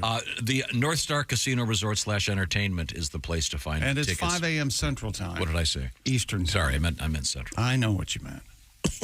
Idiot. We'll be there. Well, if you're listening, it'll still be Eastern Time, 6. Oh, my Lord. If you're listening. No, it'll be. By the way, it'll be 6 a.m. This just in, March 6, 2021, the Glenburn Fire Department burned to the ground. Oh, this is going to be all day now. You know what? This is a good topic. This is something I can get behind. Actually, Tom, I don't know if you've seen this story. How do you fix for golf balls? There was a golf ball factory fire. Oh. In Taiwan, resulted in 10 deaths and 100 injuries. Oh, no. According to reports, additional bones were found that were not human. What were they doing in there? The catastrophe unfolded over the weekend. An explosion at Launch Technologies golf ball factory led to part of the building collapsing and trapping workers. God. Any reason you're reading this? 20%. How are you fixing? You got to go stock up on golf balls, man. I don't play golf. Launch Technologies Company manufactures golf balls for Callaway, TaylorMade, Bridgestone, Mizuno, and Wilson. So they're a big damn deal. Launch Technologies ships over 260 million shipped over 260 million golf balls last year and accounted for over 20% of all the golf balls sold worldwide. Furthermore, 80% of golf ball sales from Launch in the United States. And not all the bones were human. Well, it turns out it was KFC day. Is that what happened? Yes. You think it was KFC? The Rib Fest was there. Do you have any thoughts on you attending a Rib Fest, Tom? Yeah, it looked like not the Field of Dreams, looked like the killing fields. I should have known when I saw Pol Pot's ribs. Now remember, this is going to be a rough day. What kind of story is this? Next. I got to get to this Pol Pot hunt. You started it. I want to remind everybody that again we're going to be in Bowler, Wisconsin, coming up. Hit the button, Jerry. 17th. It takes a while for the ball to get down there. That's right. That's just Tom being good at his job. North Star Casino Resort. We hope to see you there. It'll be fun. Taylor Swift gearing up, according to reports, to make an appearance this Sunday night, kids. That's right. The Jets host the Chiefs on Sunday Night Football, and NBC and everybody involved are beside themselves. Swift evidently doubling down on support for her boyfriend, Chiefs star tight end Travis Kelce, and make the second consecutive week cheering him on in person. It's going to be, they are speculating, a ratings bonanza for NBC Sports. Fans anticipating a live glimpse of Tay-Tay. Swift's appearance in last week's Bears blowout game boosted Fox's viewership to 24.3 million, and it was a blowout game, 41-10, the most watched NFL game on any network last week. And other statistics, Fanatics saw an astounding 400% surge in Kelce jersey sales. He's in the top 5 in the league now. Kelce's Instagram following skyrocketed by almost 500,000 followers. Kelce's podcast with his brother Jason has climbed to the #1 spot. And there's been a triple increase in searches for Chiefs tickets on StubHub. That was going to be my next question. Yeah. And it's going to be a crappy game. Well, you don't know about the NFL. The Jets? The Cardinals just beat the Cowboys, Tom. Is Zach Wilson still their quarterback? Yep.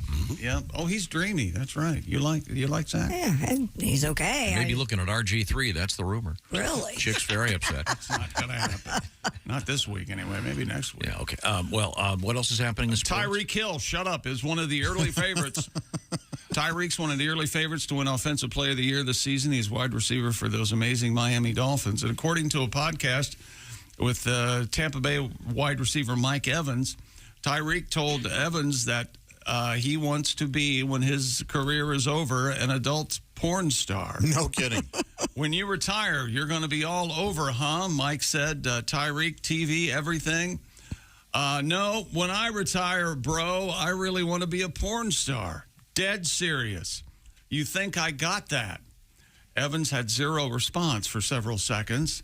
And then Hill finally said, no, you don't think I could do that? And I whatever you want, Evans said. So apparently he's being very serious, Tom. The world of adult cinema. Don't you have to have a certain criteria? Prodigious member, is that what you're looking for? How do you know he doesn't? You know, even more important than that, because that is important. Stamina, right? And the ability to... He's an NFL player. Perform Recycle? In a very clinical... But isn't that all Viagra now? Apparently. Oh, really? They're all... I don't want to say all, because I'm sure there's some. Well, but even Viagra, though, yeah, you got to be able to stop. Yeah. Okay, hey guys, stop. We're going to take some stills real quick. All right, now, Jeez, it's got to be so joyless in a way. Lunch is here. Yeah. Hey, we got a food truck with enchiladas. This is going to be great. Yikes! Not you, Steele. And now it's time to finish. So go ahead, sir. Go ahead. You have to be able to do that. Right back where we were. Let's go. Yeah. A lot of people can do that. I knew a guy who claimed he could. Really? He was, and we were all like, dude, you have to. And he also had the criteria that you were talking about, Christy. He was in, and he went by. He went. You know what? I'm going to get into it. And he was like an open micer for a while, and then he did do a couple porn shoots. And didn't like it, or I don't know. I think he's very socially awkward, so I don't know if it. Oh, really? He went by the name. Remember Superbad McLovin?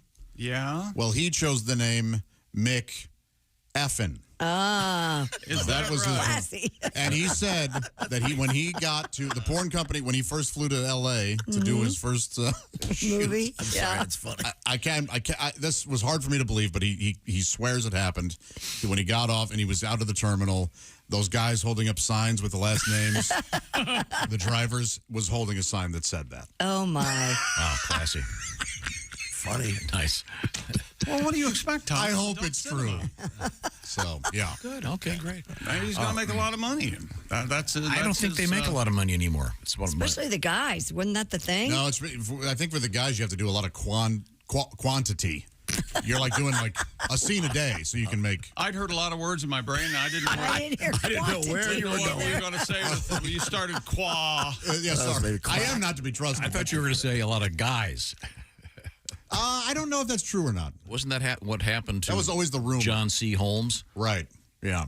He eventually devolved into. I thought you were going to say quack. Showing it in pickup trucks. Yeah. Okay. Yeah. Oh, yeah. You want to see it? Is that sports? I'm eating my own quack. One more world record coming up, Tom. I can quack on command. Okay, very good. Right now, Josh. $20, you want to see it. Josh is sitting over there. A couple real quick things. We have our Big Green Egg competition up and running once again. This is week 4. It starts tonight. Make your picks. Just pick the winners in pro football this weekend and get those into bobandtom.com/contest. You do not have to deal with the spread. Just pick the winners. You can be like Ms. Alex Virgil. She got 15 of 16 last week, the only one to do so, and she wins the Big Green Egg Mini Max. You working on your house again, Josh? Yeah, always, Tom. And I know you have a new house, and you were sort of expressing your surprise at some of the repairs that already need doing. I've already got a handyman.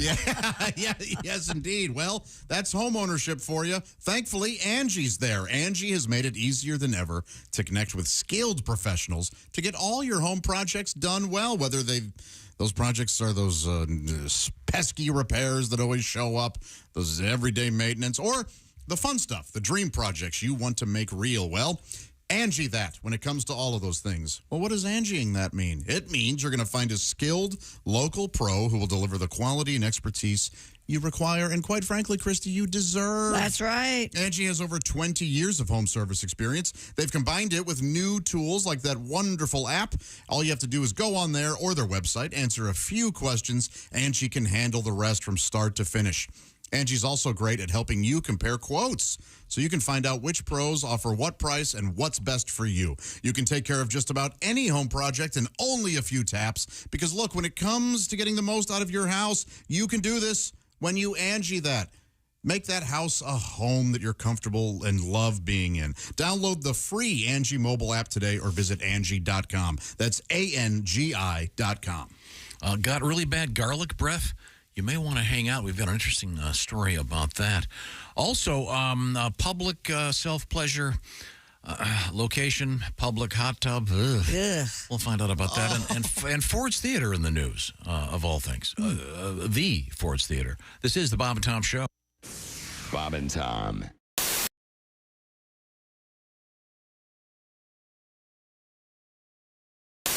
My favorite news story of the year today. Yogi in disguise.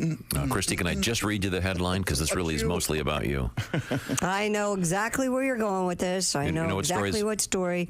It involves bass players. That's all he's going to have to say. Yes, it involves a scientific study of bass players. Yes. And this is the greatest story. The over-under on musicians Christie's dated, I'm going to go 12.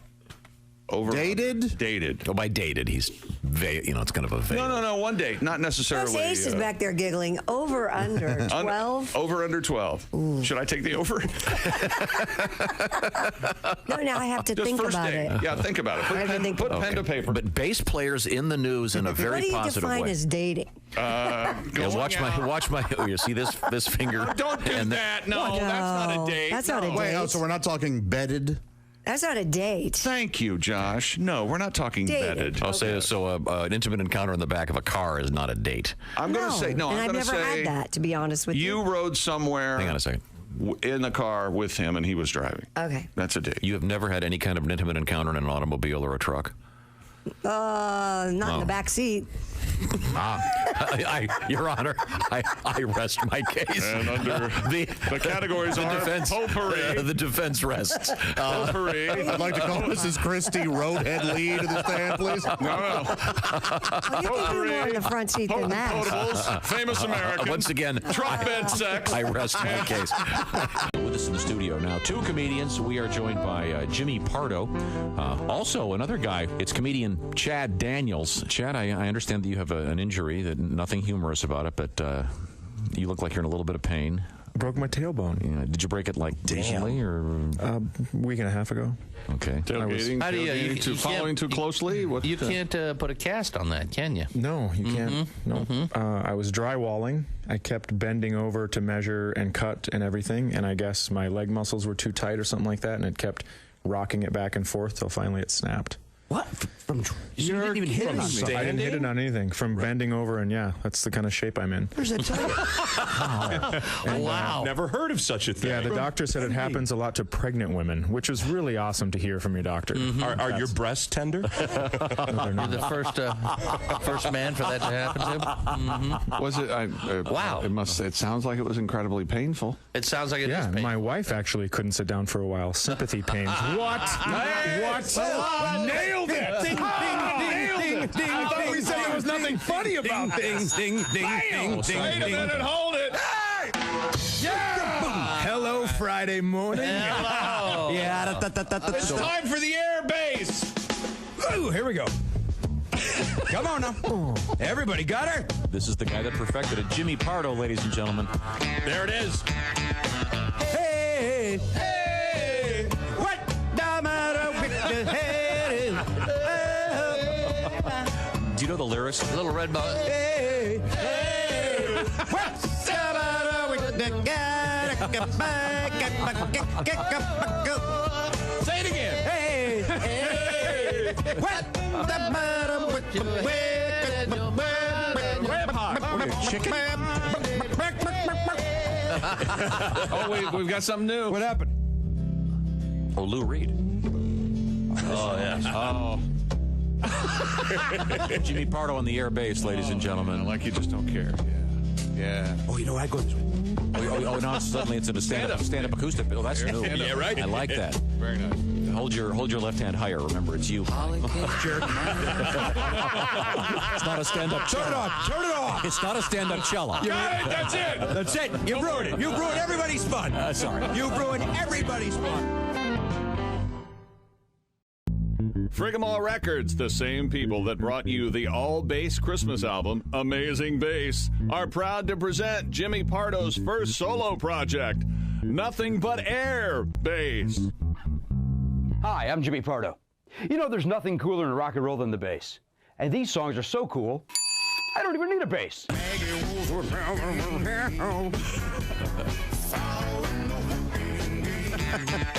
Hey, hey, what the matter with the So just pick up your Air telephone and dial. Beep, beep, beep, beep, beep, beep, beep, beep, beep. Jimmy Pardo's Nothing But Air Bass. Get yours today. Sorry, they don't have horns. I got places to go.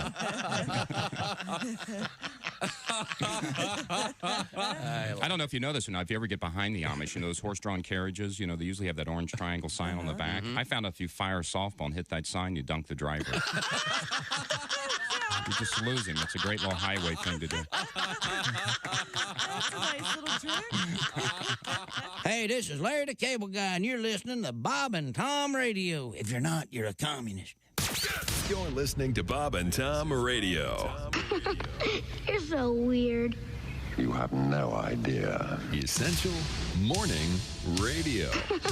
This is Bob and Tom Radio. 24/7. 24/7.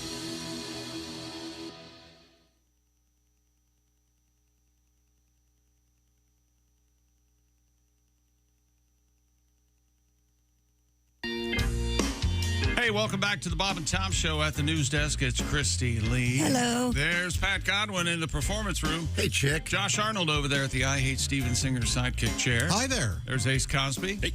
I'm Chick McGee. And here's Tom Griswold with an actual, real, live, honest-to-gosh legend for a guest. Yeah. Tom. In the studio, we have Drew Storen, former Major League Baseball pitcher. Allegedly, I misspoke earlier. Oh, is there proof of that?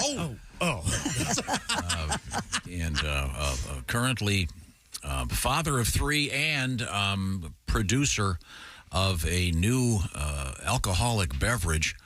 Now, you want to tell us again, this is distilled from the corn from the Field of Dreams movie? Correct, yeah. So we're Field of Dreams Whiskey Company, where we take the most famous corn in the world and turn it into whiskey. I was a huge bourbon collector during my career, so figured I overpaid for plenty of stories, so tried to create my own. Yes, very nice. Now, Josh, we were trying to figure out, and Josh suggested Children of the Corn. What? Yeah, that didn't work so well. The people who used that corn, Other famous cornfields and movies, and we came up with, what, North by Northwest? Sure. Hitchcock movie. I think you picked the right cornfield. Yeah. It was a good baseball connection and all. Be stretching some other areas. Trying to make him feel good. Yeah, appreciate it. I don't want you to forget where you lost your mind, the video of Drew winning stuffed animals. Do you remember this? Uh-huh. Why don't you ask him about it? He hustles carnies, remember? You've been a very fine pitcher most of your life, such that you were able to make it to the major leagues. And so you like to go to the carnies and show them how it's done? Oh, yeah, there's certainly no better thing in the world than hitting up the state fair, especially now that my arm doesn't matter, and go over to the speed pitch and max it out, get the choice prize for the kids. So we essentially have to bring an extra wagon. It looks like the Grinch's sled on the way out. And everybody's asking for tips, and I'm like, well, yeah, it's all about heart. You just got to want it. Yes. Make them believe. Yeah. I mean, like that milk bottle thing where they have the 3 bottles. Oh, yeah. Yeah. They had one of those in Libya, and even the earthquake there couldn't take it out. Jeez. Oh, boy. Now, remember, this is the guy who got mad, upset at me at the Taiwan story. Yeah. Tom's very much a do as I say, not as I do very type much. person. Yeah. So let's get back to this bourbon, Drew. This is distilled from the corn from the movie. Did you lease the field, or how does it work? Yeah, so we work with the farmers. It's the Ray family, and they have the lease on the land. And we're essentially the landscaping crew with some return on it. Usually that goes away and goes to some pigs or anything else. And so we take it and tell a little story about it. Now, right now, it's you've cut the corn down, right? It's harvest season, isn't it? Yeah, so all the stuff coming down for this year, they're in the midst of it right now. So that'll go into barrels. This is from previous years. So we just take every kernel. So it's about 5 billion kernels of corn on that. Previous years? I want fresh bourbon. Oh, come on. I don't know. Stale, barrel tasting. I always forget that you're the purist. So we want the Beaujolais of bourbon. the bottle in front of you. Give me the history of this particular. I keep wanting to say brew. What's the word I'm looking for? This distillation and this batch. Batch is okay. Yeah. Batch is okay. Yeah, okay. I mean either way. Just commit either way. Please, dear God, commit. Yeah. No, it's 73% corn, 22% wheat, 5% rye in this. So we actually kept the barley out of it, so it kind of lets the corn showcase. So we always say it's all about the best expression of the corn. But I wanted something that's extremely approachable, that maybe somebody's a baseball fan and is limping into bourbon or is interested in it, that they can get away with it. As we, do future releases, we're going to kind of up the proof and play more towards the purists like Josh in the whiskey world. So. Yes. The world of whiskey.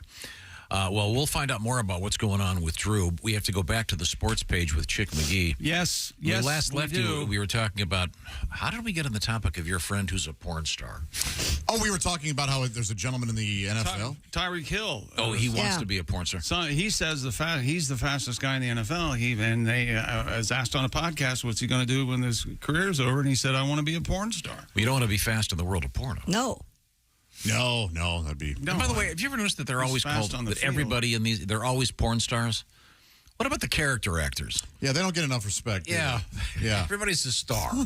There have to be like the working man's porno guy. Sure. Your Ed Harris's, your Paul Giamatti. They don't want small parts. Plays the buddy. What do they say about porn, Pat? They don't want small parts. I see. Of course. Well, there are no small parts. By definition. Only small penises. Oh, no, that's not right. Not in porn. No, Shakespeare said that. That's what I thought. Yeah. So your buddy was a open mic or stand-up? Yeah. And he was he'd been doing it for years, and he was a really good guy, but kind of awkward and not great at stand-up. And I think I read an article about him. No kidding. Yeah, he what was it? His career ended when he refused to play with sex toys in movies because he said he wasn't a prop comic. That's pretty funny. That's pretty inside, but that's high and inside, Drew. There you go. Hey, Drew, I can't help but notice you're in incredible shape. To change the subject, Oh, there you in go. case you want to go into. What about his head of hair? You're talking about his hair? He's got that, a lot of it up there. I'm trying. Do you you have no aspirations of going back to pitching, do you? No, I actually play hockey now. Nice, man. I taught myself to play hockey like last year. Oh, you decided to play a sport, did you? Somebody who loves baseball. Wait a second. I would just love to see Drew throw a 90-mile-an-hour fastball by your head. I've spent most of my adult life working in baseball. I remember your types, Josh. Weren't we going to have him come here and? Yeah, one of these, we want to have you do some pitching to us. Yeah. We got to set up a place where you can do it. But like I said, I got my work in at the state fair, so I'm polished. All right. Yeah. He's ready to roll. How fast do you think you could throw one if you warmed up for a while? I mean, I hit 86 at the state fair on my first throw. Yeah, first throw. Yeah, there you go. Cold. 86 cold. Just out of the truck. Yeah. No, luckily it was 105 out. So. Do you still watch baseball, or you? Yes. Okay. Cool. Yeah. I try to watch my friends, but they're kind of thinning out at this point. But Do you have a favorite team? Kind of whatever team my kid likes. Oh, that's fun. Yeah, he likes the Nationals and all that. Where I made my, but Right. He's into the Cubs because my high school teammate Tucker Barnhart was on there this year. So we were the little league team. So we just kind of bounce around. He's a free agent. He knows he's already learning the business. Yeah. So do you have him pitching already? I have a question. Are you allowed to have a cell phone when you're not pitching? You're sitting out there in the bullpen. Are you allowed to, or do you? No, both no, because they don't trust us. There's no way that we would handle that responsibly. Because you hang out and we learn how to fold double bubbles into lawn darts and try to shoot them at outfielders. That's the type of highbrow stuff that we're doing now. Just flip it around and there you go. Yeah, try to hit the guy's foot. Your locker room, was the double bubble wrapped or unwrapped? Oh, it was wrapped. Because working in some, I saw a guy who had to, I guess, I forget what team it was, but he was unwrapping all the double bubble and putting it in a big bowl. Oh, yeah. So that's one of the stars over tipping the guys. Yeah. Just out of principle. My first spring training, I had to go through and sort out, the certain flavor of double bubble and and then keep it in my back pocket for the veteran to ask for it and then open it and then throw it away. Wow. Yeah, that's awesome. Oh.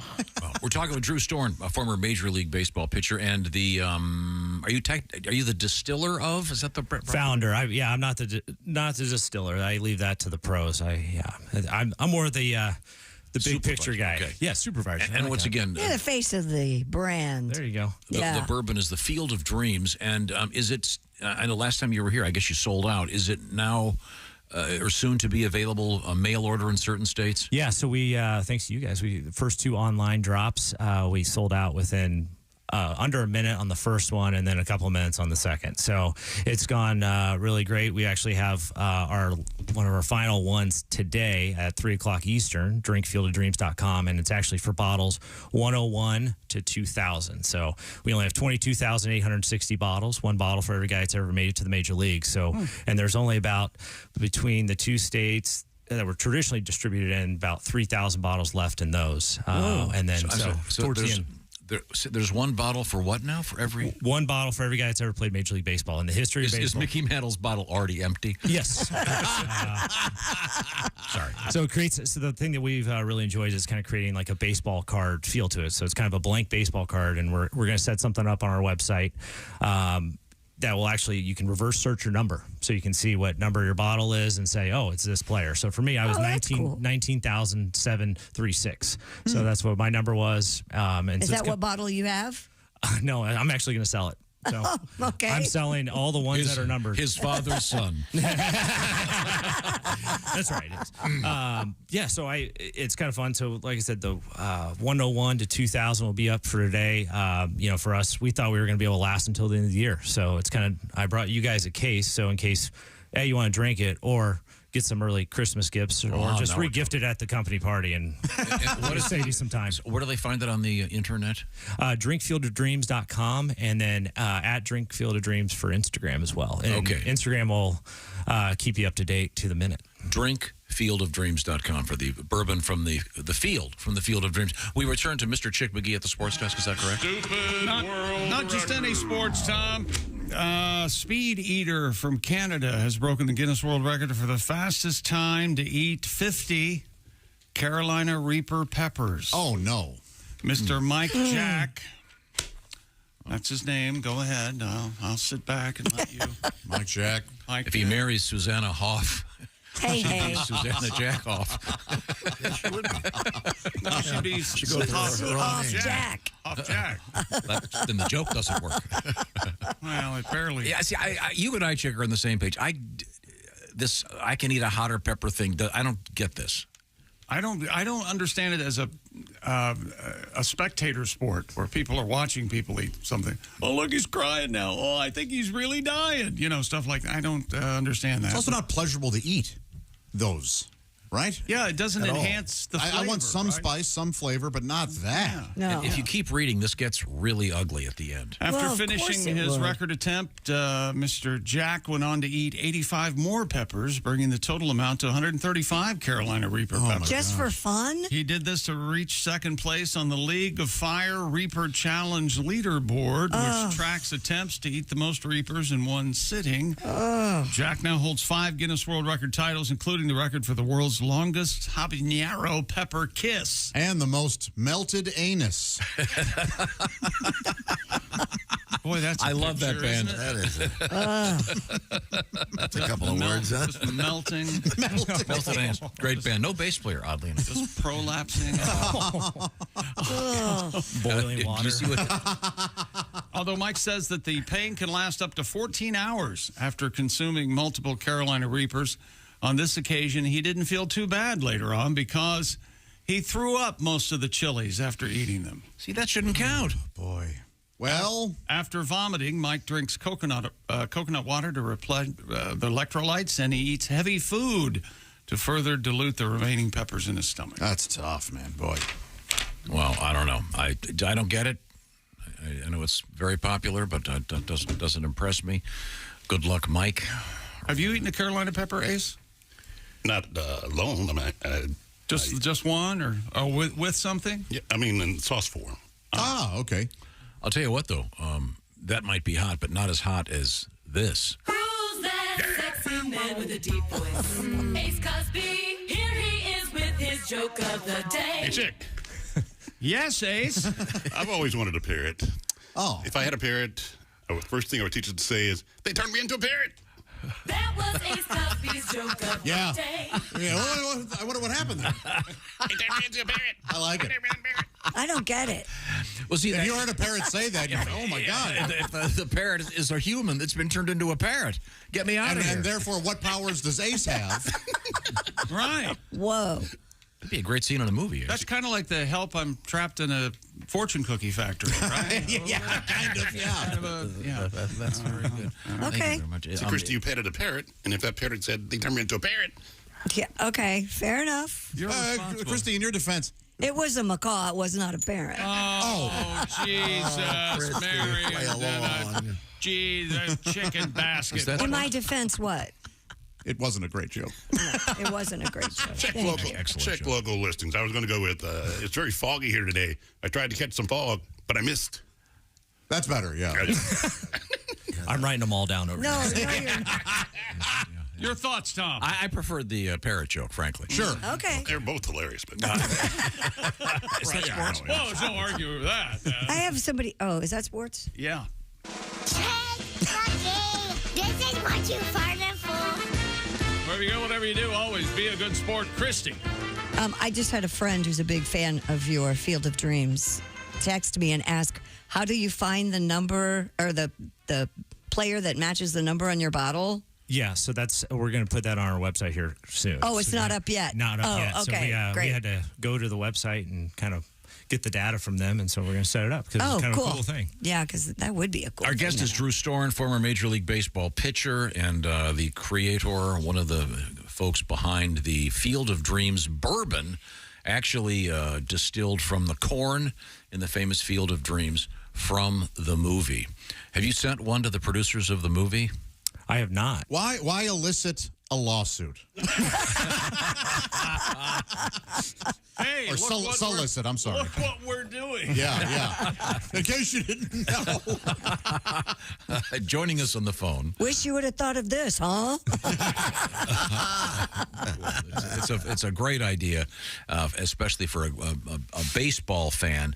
They'll really enjoy it. A couple quick things I wanted to mention. One, football fans, don't forget we have our contest up and running. Each week we have another winner in the Pigskin Pick'em competition.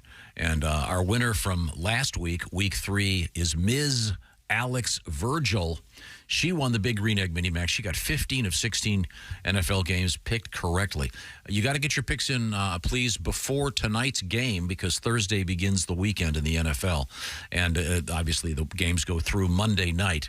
So pick them all. You don't have to go with a spread or anything. Just pick the games. All we want to know is the winner. By the way, she was the only one of thousands of entrants who got 15 of 16 games. And I think we're going to talk to her later on this morning, because we will be featuring the famous Chick McGee shoe-in of the week. Got some road work coming up. It'll be Pat Godwin and Jeff Oskey doing a great show in Cedar Rapids, Iowa this Saturday at the Olympic Theater. While I'm at it, Willie G. Friday at Don't Tell. We'll give you some details on that tomorrow, where that show is going to be in Greater Cincinnati. Saturday, he's at the Story Inn. And then Kostaki, Friday at the Talent Club in Talent, Oregon. And Saturday in Redding, California at the Wind River Resort. And lastly, we're doing this show from the North Star Mohegan Casino in Bowler, Wisconsin, coming up on the 17th. Oh, thank you. The 17th of November. It's near Stevens Point, Wisconsin. And the live broadcast will take place starting locally at 5 a.m. And then we'll do a couple special shows that evening featuring Mr. Oskey, Mr. Willie G., Josh Arnold, Patty G., and your cordial hosts to be announced. North Star Casino Resort / Entertainment for tickets. The first show is already sold out. The second show, I think yesterday was at what? It's already sold a third of the tickets. So get on that today if you can. North Star Casino Resort / Entertainment. Coming up in the news, Christy? Well, we got a guy pleasuring himself in a hot tub that you probably don't really want to know about. There's a guy. Can you eat your own soap? Well, well, if you're in a hot tub, glad you said soap. Yeah, I did. After the hot tub just thing. hope you're getting the soap. I know what I'm doing. I ate my own soap. We'll find out about all these things. This is the Bob and Tom Show. Hey, thanks for listening to the Bob and Tom Show this morning. Get a look at today's show.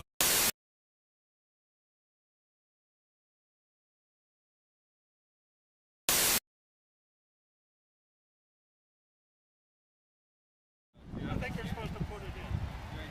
It's a concept.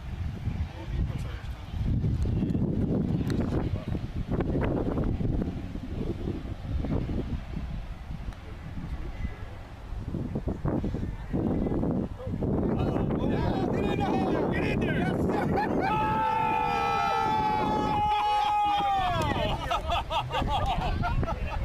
Unbelievable! Can't do that's the best butt we've had all day. Ladies and gentlemen, congratulations, Tom. Quickly, Tom. How does it feel? My God! What is that? 80 feet? My God! Now, right now, I'm buying a Mutual of Omaha hat, just like he has. Right now. Save that. You don't even have to hit it. You better hit that. That's unbelievable.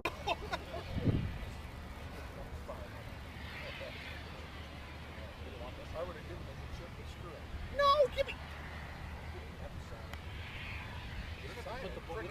You don't have to put the ball right on the marker.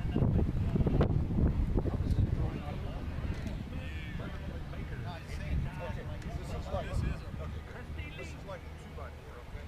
You just gotta practice. Can you pretend that you're on a 2x4? I do this a lot.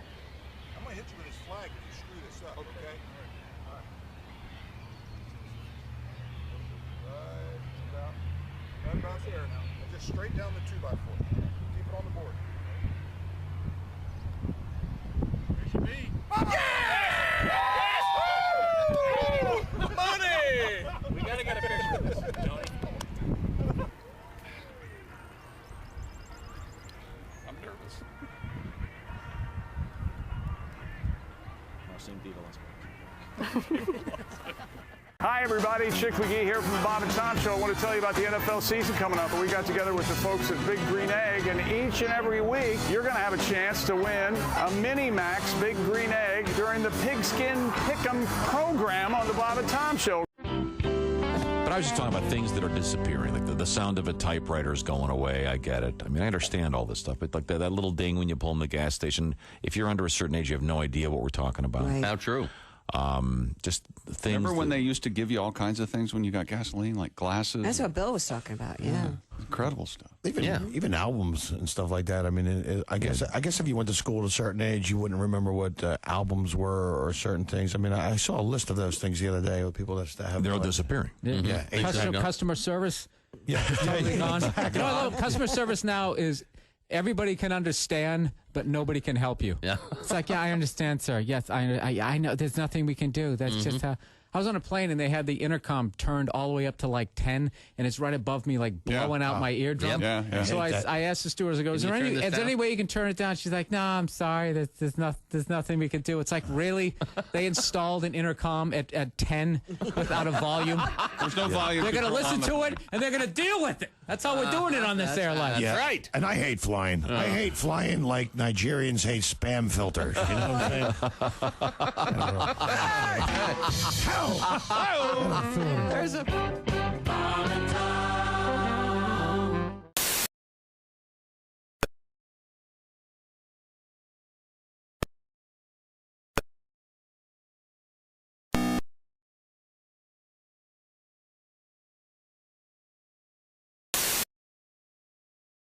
Many objects.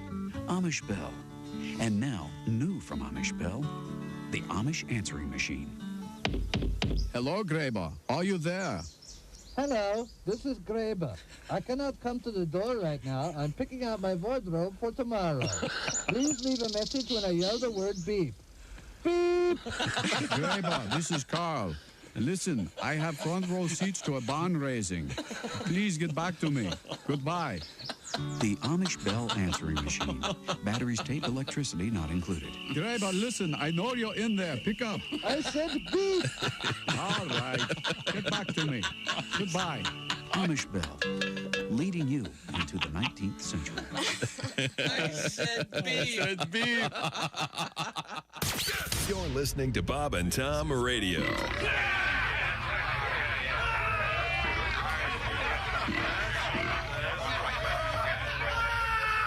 Essential Morning Radio. This is Bob and Tom Radio. 24/7. Sex is so prevalent in our society that nobody mentions what happens if you keep having it. You know, I think every porno movie should end with Hypatia Lee giving birth to triplets. You know, just as a disclaimer, you know.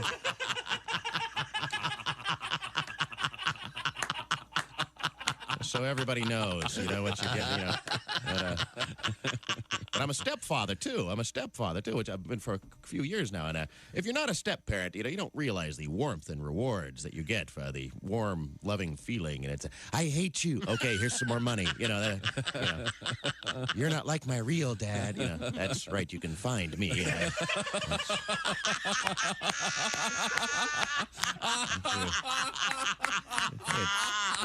Track down your real deadbeat dad and have him pay for these Barbie accessories, you know.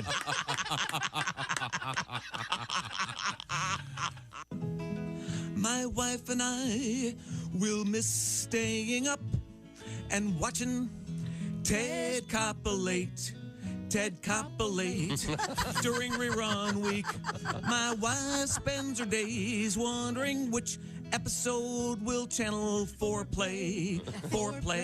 And every night after Ted's climax, we switch to Leno's show and we always ask, how nice would it be to BJ? How nice would it be to BJ?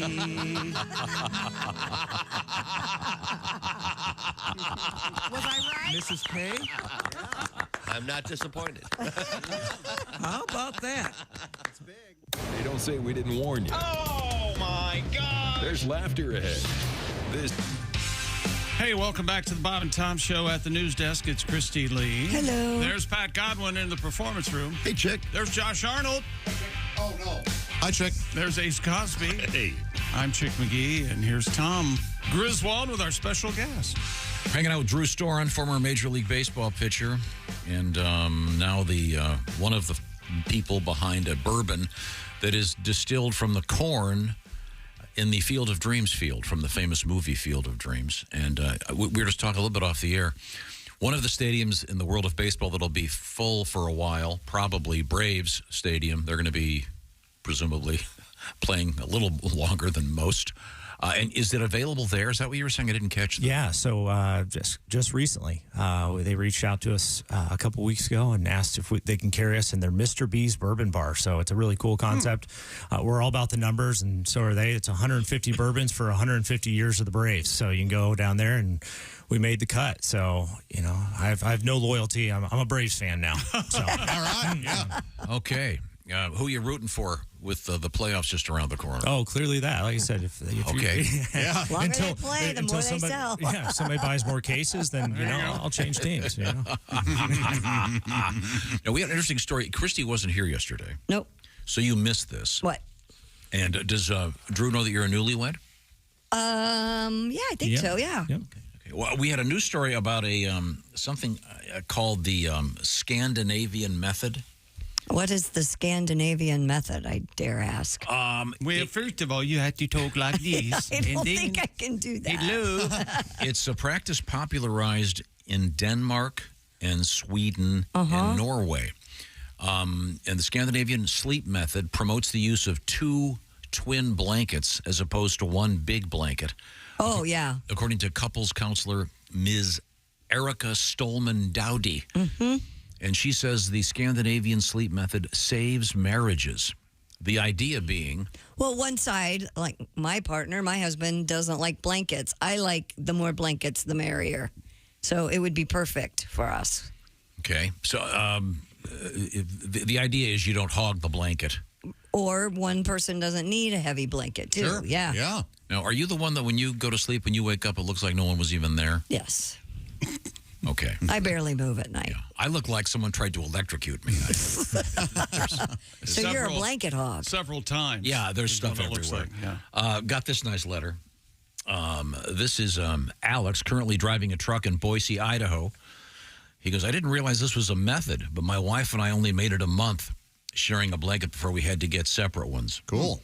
Although we have our own, we tend to make the bed with them overlapped so that when we get in to go to bed, we are essentially under the same blanket, but when we fall asleep and roll over, they separate. Very nice. He goes, like Tom, I tend to sleep like a hurricane, so it helps protect my wife from whatever karate dream is causing me to have a fight with my blanket. I love that. I'm not having karate dreams. I don't know what's going on. You just can't stop. That's your thing. I don't know. I'm moving around. All the time. We may never know because you won't go to therapy. Even though anyone who knows you thinks you should. No thanks. Why go to therapy when you can just drive everyone else to it? That's true. That makes sense. That is good. It's like the drug dealers don't. What is it? You don't try your own supply. That's right. Yeah. That's right. It's genius. Yeah, I bet he's endorsed by That's exactly the United right. States Therapy Association. Yeah. I see. Christy Lee is at the news desk. Let's share another story with Drew. Police in Florida have arrested a man for allegedly masturbating in a resort's public hot tub. Hello. According to the Monroe County Sheriff's Office, the suspect, Mr. Julio Rodriguez Coipel, was completely nude in the hot tub at the Playa Resort and Spa, where witnesses reported seeing him expose and touch himself in view of a female employee. Water's fine. How's it going? What's up? Can I get some nachos over here? You're pretty. Well, a little of this. When a male employee confronted the suspect, he screamed, "It's my birthday today." Oh, well, then you gotta let him. Well, yeah. I didn't know he had a legit reason. Didn't tell us why. Put it away. That's not a story. And ran toward US 1 before driving back to Miami-Dade County. According to police, it was in fact the suspect's birthday. He had just turned 34 that day. But they didn't care. He was given an arrest charge for indecent exposure as a gift. Blow out the candles, sir. You're supposed to blow your own candles out, right? Don't do that. Boy, you worried about spittle getting on the cake. What about those people who, I mean, they're 34 and they're still It's my birthday. Yeah. I don't. 30, I guess. Or even Everyone 34. should be celebrated. It's my birthday month. 40, I guess. Yeah. 40. Do you plan ahead of that when you get in the tub? That's a good question. Or was that like an audible there once you hopped in? You're like, hey, this is nice. Those jets are great. Or, Yeah. or is that the plan the whole way Drew's through? on. Sometimes those jets are great. It can be said. But I've Just never a bundle been. of nerves back there, right? That's exactly right. That's right. God, to stand up at you're in the pool with the kids, you look up and there's this idiot cranking away. Happy birthday to me. Happy birthday, sir. Oh, you're really going at it, aren't you? All right. Well, giving yourself a present. What's unclear to me, it says that he gets out of the tub, runs, I guess, to his car and drives. Yeah. So is he driving the car naked, or do you have time Apparently. to put the suit back on? Okay. Wow. All right. Well, Or he might have had a suit in the car. Maybe he had a change of clothes in the car. He was planning ahead. Had to be a manual. Does your butt get all itchy when you wear a wetsuit all day? Remember that? You don't want to do that. You don't want to do that. Coming up, we have comedians Al Jackson, Angela Johnson, and we're going to talk with Willie G here in just a few minutes. What else have you got, Christy? Authorities in Florida also say they've arrested a man, this time for drunk driving a lawnmower. Busy. Yeah, right? Well, we have a Florida man almost every day. That's the George Jones. This guy was on a lawnmower making a beer run. According to the Fruitland Park Police Department, 59-year-old Charlie Benny Harmon was spotted riding the orange Kubota lawnmower on U.S. Highway 27 with no lights whatsoever. During a traffic stop, the officer noticed a tall can of beer in the mower's cup holder and 3 more cans in the mower.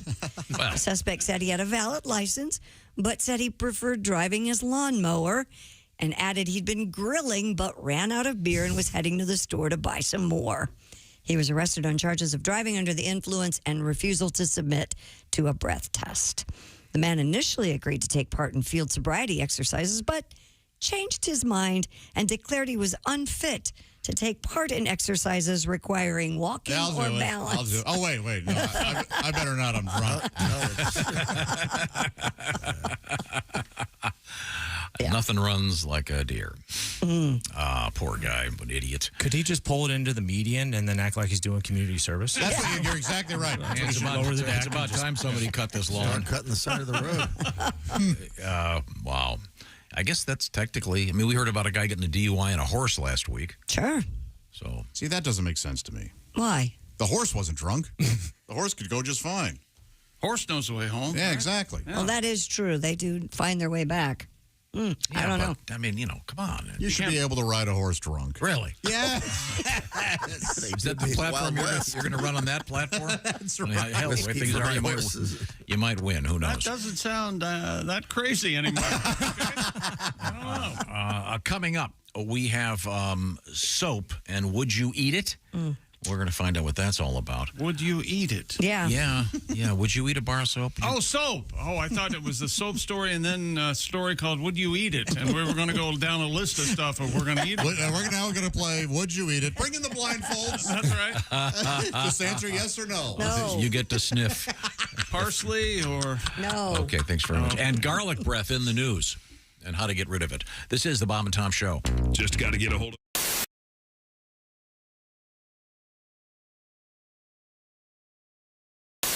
Your earliest impressions were, of course, of your teachers at school.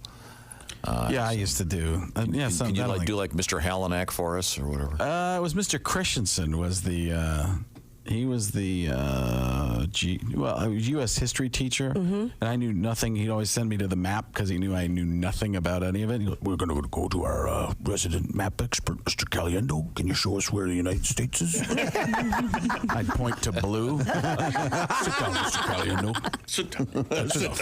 He was also the basketball coach, so I just do him. We're going to shoot free throws. We're going to run laps. We're going to shoot more free throws. Sit down, Mr. Caliendo. What was the first one you did that worked? An impression, or like a famous actor, or I mean, it was Muppets. It was Muppets first, as you could tell by the incredible Miss Piggy. Yes. Did I lay down you earlier? amazing. Let's see. I would watch In Living Color. I would watch, these are things I couldn't really use in my act because they were people's characters from sketches, but like the Damon Wayans bum character that. My name is Anton. I'm a victim of society. I'm an entertainer. Love Anton. Yeah, he'd have the pickle in the car. Yeah. Excuse me, can I sing you a song? Could you do Fire Marshal Bill? Let me show you something. Let's say there's a problem. Yeah, because that was like people doing the character, so you could jump on and do those characters, which is what a lot of people do that with impressions now. They just watch other people. I've heard Kevin Pollak, I don't know if Kevin Pollak might have been the first person to say this, but I see the same thing he does, is people unlock an impression, and then once it's unlocked, everybody can do it. So you watch the person who's figured it out, and it really has to do with cadence. With I've talked about this before, but with Barack Obama, he would talk slow at the beginning and speed up at the end. So you could always think, how many William Shatners have you heard? How many high Christopher Walken, low in the middle? You know who it is because they all ignore punctuation. You know, so it's if you can get the cadence down, you don't even have to have the pitch. So. I'm probably not answering the question anymore, but Muppets were the first thing I did, some cartoon kind of characters and stuff like that. Stuff I wouldn't even consider really impressions, but... Who's the hardest one to write for? Because sometimes if you have the voice, there's some impressions, you see them and you go, boy, that's dead on, and you go, but there's no content. I've had a Billy Crystal forever. But I had no idea what I would even do with it. It's one of those voices that just, he doesn't do much. Yeah. Sully, you know. Yeah. Hey, let's go. Come on, guys. We're going to go over here. It's just one of those things. But here it works. And Robert Downey Jr.'s one that I'm sure I've done that too for you, but he's the human Twitter feed. He talks in little phrases and everything's about himself. He could be giving out an Academy Award, which is supposed to be about the nominees. But it would turn it back to him like, these people deserve your applause almost as much as I do. Hashtag awesome. So he's like, do me a favor. You're doing great right now for you. You know, that's he can insult you and be positive, backhanded compliment for everything. Chick, you do a great job sitting there doing nothing. Appreciate it. Why don't you do me a favor and text yourself? Thank you.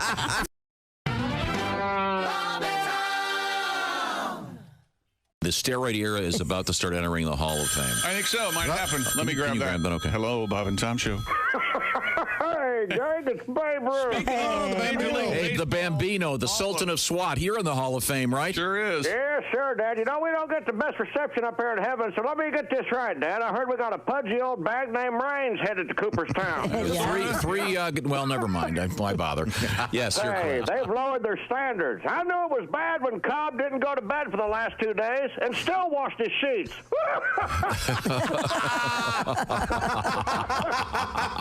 Hi-oh. Dad, back in my day, if you didn't hit at least 600 home runs and bang twice as many dames, you didn't stand a chance. And how? Now they got these steroids we hear about. Hell, all we had was yellow fever, polio, and warts. And that's just what they put in the hot dogs, Dad. Hey, listen, the train's leaving. We got Giga Water and a box of Stogies. I'll see you in Cooperstown.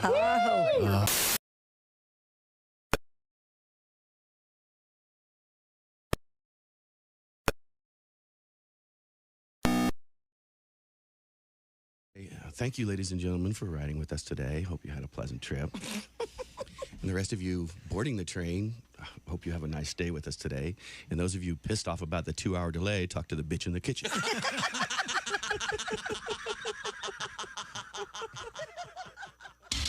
Bob and Tom, 24/7. Oh, yeah. You have the distinction of looking like a 19-year-old Brian Dunkelman. Thank you. No, Thank he you doesn't very look much. anything like I think.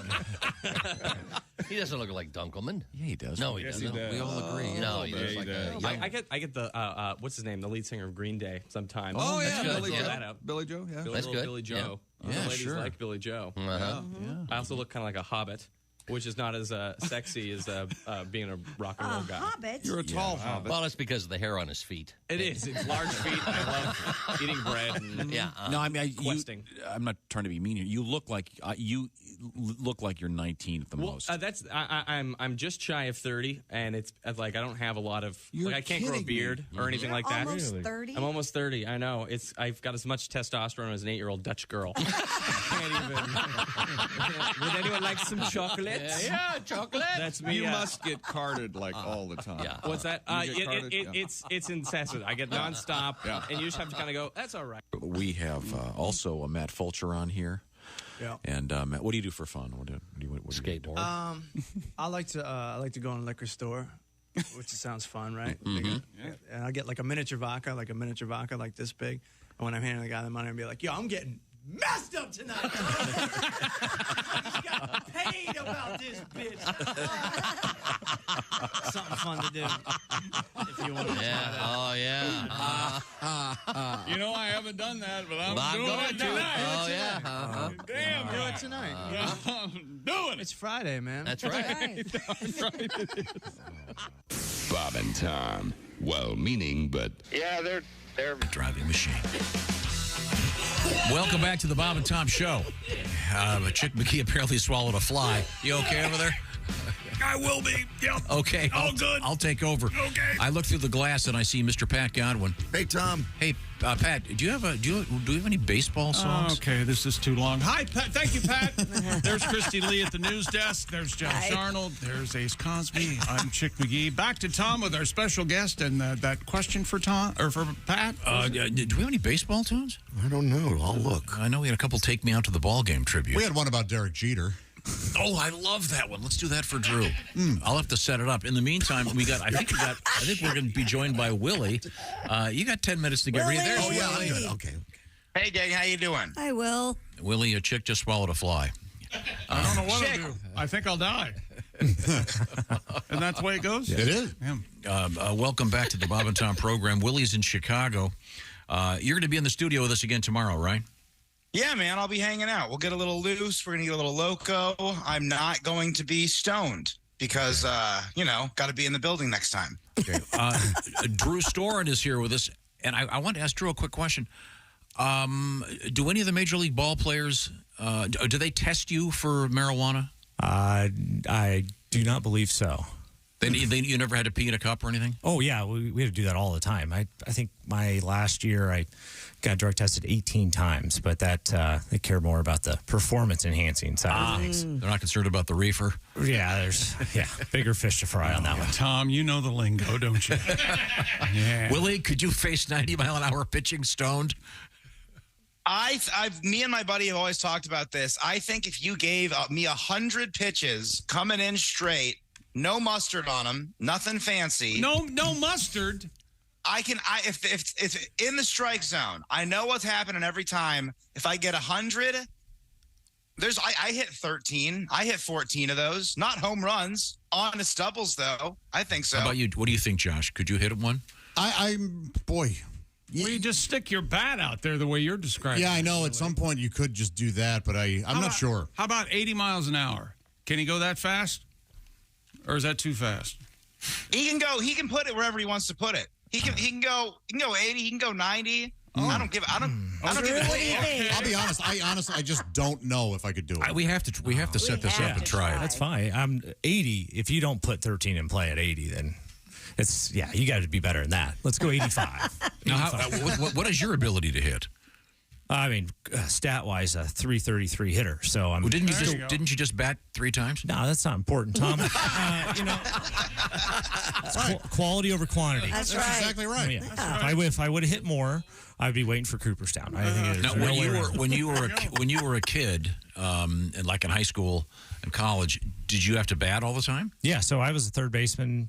I actually played third base my freshman fall at Stanford, and I learned I couldn't hit a changeup, so that posed a problem, and I pitched pretty well. So I just held on to the dream and acted like I was this hitter in waiting when I was in the big leagues. Were you frightened facing 90-mile-an-hour pitches? No, my first major league at bat, I was a little intimidated because it was the first time I ever faced a man.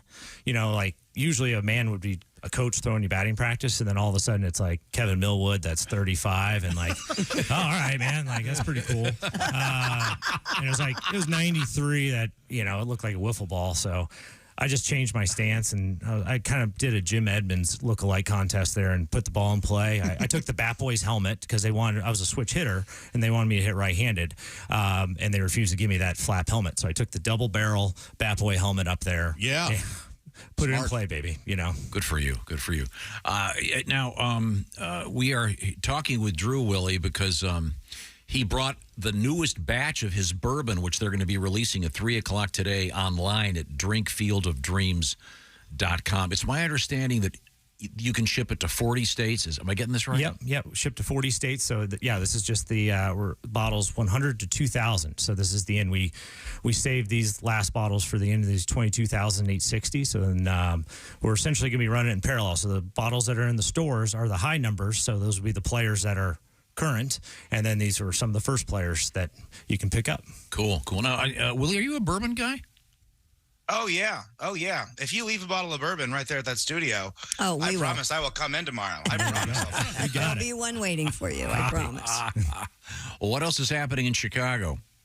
Not much. I've got a new favorite bet. I've been betting either team will score 3 unanswered times. Oh, God. And I've been betting no on it, and it's been hitting every time except for wait a minute. You can bet no. Okay. So wait a minute. Explain it to me. So basically, you're just betting that a team is not going to score 3 times in a row without the other team scoring at least 3 points in between. Oh, wow. Okay. It's been hitting all year long until the Commanders-Bills game over the weekend on Sunday. Oh, the Bills went nuts, man. Yeah, that was tough. That was a tough one. Wow. Now, this is a weird week in sports because suddenly this whole Taylor Swift thing is sort of taken over even the sports talk shows. I don't know what you're talking about. What are you talking about? Well, Mr. Kelsey and Ms. Swift are apparently dating. And not according to Ace. I looked at all my my gossip from Ace Cosby. He says they're not. She went to a game. There she went you out go. drinking at a party. And she's going. And she's going to the Jets game in KC. She lives. No, she lives in the area. No, she's going to be at the Jets game. In the Jets game. She lives in New York City. Oh, it's the Jets. Okay, they're at the Jets. Okay, sorry. Yeah. But she's milking going. it. But she's going there. Is that correct? That's right. I don't think she's milking anything. Sources say. I think they don't care. Case and Swift do not care. If anything, they don't want everybody talking about them. She just needs publicity. Okay. Well, that's Christy's contention. She's the last person that needs publicity. She's killing it. I mean, has it been going on? It's been going on for a couple months, and they've calculated this whole rollout. I don't know. What do you think, Willie? Only Taylor I care about in an NFL stadium is Jonathan Taylor. Please come back. Please come back, Jonathan. We want you so bad, buddy. I'm not going to burn the jersey. I got it downstairs ready to go, man. Just please come back. He was practicing yesterday. He was out there. He was running around. Week five. And I got to tell you, my fantasy football team, the Philadelphia Eagles, could really use him. We really need his help. Wow. Yeah. By the way, speaking of football, Ms. Alex Virgil was our winner of our Pigskin Pick'em competition last week. We're going to be talking to her later on for the Shoe-In of the Week. She picked 15 of 16 winners. Get your picks in before the Thursday night game, so get them in today, please. All you got to do is pick the winners. Don't worry about the spread or Willie's, whatever that is, 3 score things. All you got to do is just pick the winners. Have some fun. bobandtom.com/contest. Am I correct? Yes, okay, you are correct. And Alex is Always, a lady. sir. She's a lady, Alex. We'll look forward to talking to her. Now, once again, Drew's bourbon, drinkfieldofdreams.com, 3 o'clock Eastern Standard Time today. It's probably going to sell out pretty quick. Yep, that's the goal. Pretty excited to see it, but we're getting towards the end. So if you want your Christmas gifts early, sign up and be there at 3. That's a Christy Lee thing. What do you mean? You usually walk in here in September. Well, I've got all my Christmas. I know. shopping I usually done. do, and this year I'm stumped. Although Chick said he already has our gifts. I'm all done. Yeah. Damn. All right. All done. All You know what you're going to get your husband? Me? No, I have no idea. Well, I think it might be sitting right to your right. Do you know how many bottles of this we already have? No, we are big fans. literally. Very big fans of this bourbon. Okay. Well, other than the Taylor Swift thing, I mean, the New York Jets are the talk of all the sports talk radio shows. They can't talk enough about them. Yeah. They signed Trevor Siemian, I guess, as a backup quarterback. I don't know if he's going to be ready for this weekend. I'd love to highlight it on a clickbait yesterday. I saw Jets hired a Super Bowl champion because he was on the Broncos when they won. Okay, part of the team. All right, okay. Hey, Drew, when you were playing Major League Baseball, technically you can't chew tobacco, right? You're not supposed to show it, so you can't have it in your back pocket. I mean, there's fewer guys that go with the old school jaw. Yeah, but yeah, you're just not supposed to do an interview with like a huge hammer in, or have go with a horseshoe. A huge hammer in. Did you ever indulge in the little packets or anything? Did you ever get into that habit? Yeah, I mean that'll happen. Sometimes it's part of the game.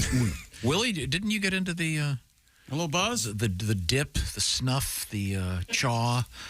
I don't see why we don't need to talk about my mouth-based tobacco use on air. I don't see why I have to talk about that. No, I use like it's Zyn or Lucy. There's no tobacco. It's just nicotine. It's a little pouch. They're insane. They're the best. You put one of those in, feel like $1 million. They rule. Yeah, I ran into a very distinguished gentleman that I know the other day, and these guys were all dressed up in a nice suit, and I saw something sticking out of his pocket. I went, Is that Nicorette? And yeah, he goes, I'm addicted. That gum is apparently unbelievably addicting.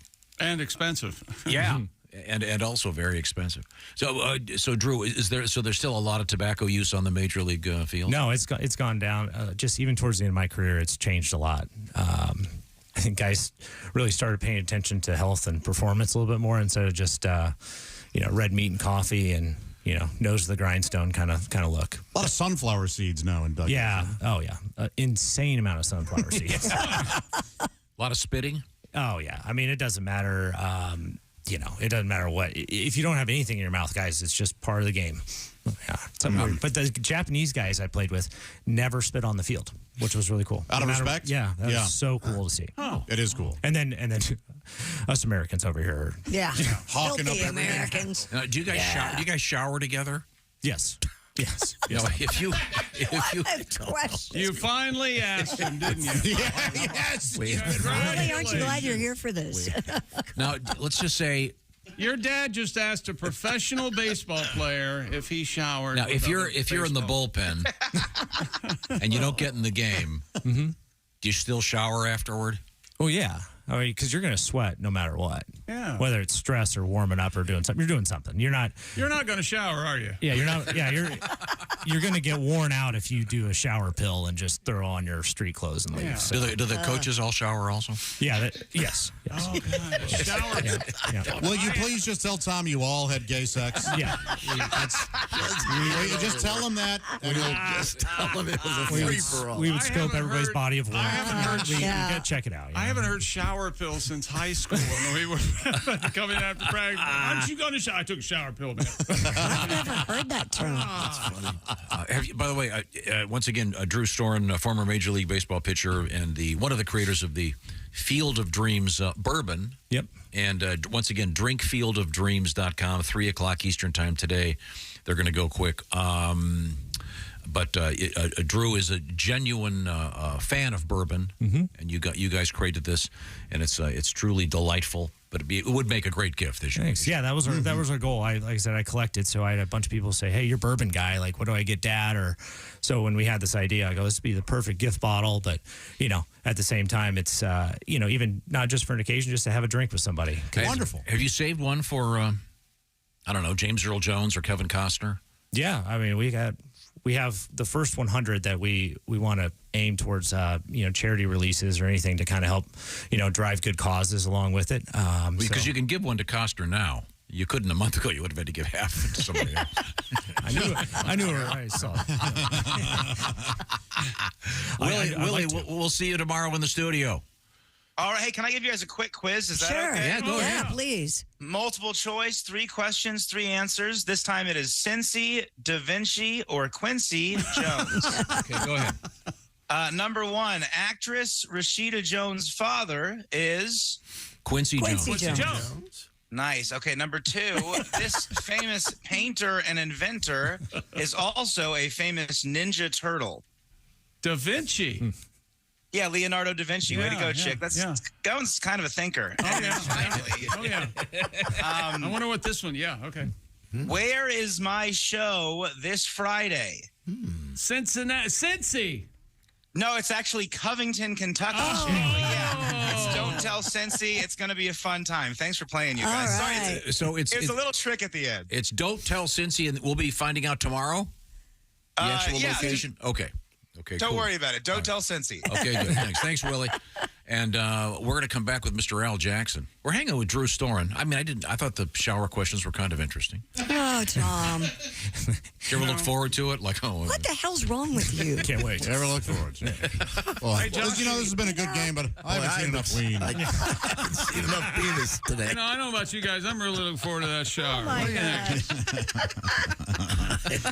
God. They talk about he's a good clubhouse hang. Or he's a bad clubhouse. Josh, aren't you working on the house tomorrow? At some point? I sure am. Thanks to Angie. That's right. Angie's made it easier than ever to connect with skilled professionals, get all your home projects done well. And you know how it is. Everyday maintenance and repairs with those houses or dream projects you want to make realities. Well, either way, Angie that. Find a skilled local pro who will deliver the quality and expertise you need. I did it with some fireplace and chimney work I needed done. And boy, oh boy, am I thrilled with the work that got finished. Angie has over 20 years of home service experience. They've combined it with new tools to simplify the whole process. They have that website, that wonderful Angie app. Answer a few questions. Angie can handle the rest from start to finish. Angie can also help you compare quotes from all kinds of pros so you get the best price for you. You can take care of just about any home project in only a few taps when you Angie that. Download the free Angie mobile app today or visit Angie.com. That's ANGI.com. Thanks. Drew, can you hang for a couple more breaks? Yeah, sure. I have more questions. I promise nothing about the shower. No, that's good. I'm here for They will involve intimate areas and various sprays and salves. Oh, God. When we come back with comedian Al Jackson. This is the Bob and Tom Show. Good morning, sunshine.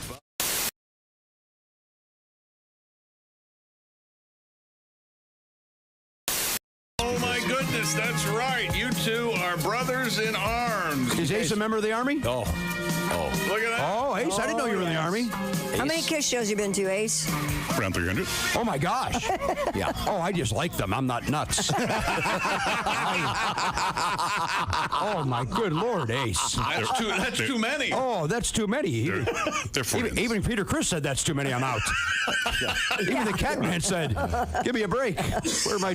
All right, good. I'll tell you something off air now. Oh, okay. Have you been to more Kiss shows than members of the band? I was sitting with Paul Stanley one time, and he goes, You've been at more Kiss shows than the Ace.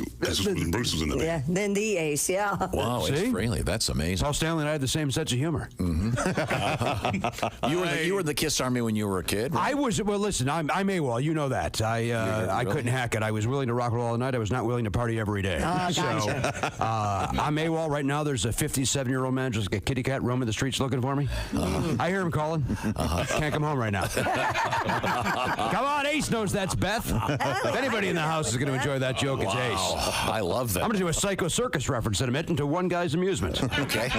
Not there. You don't think I'm going to bring up Carnival of Souls and have Ace enjoy my humor? Look at Ace! I finally found a guy you can make my stupid Kiss jokes with. Aren't you? These are crazy nights. They sure are. Aren't you like me? Every Veterans Day, you call Jimmy and wish him a happy Veterans Day. I appreciate that call. I put my flag out there. You know, right. I put my. So you're now in the Kiss Army Reserve. I am. Yeah, I only go in when necessary, which is not very often these days. Do they still have the indoor football team? No, the team, like a lot of teams that year, went belly up. But they were horrible.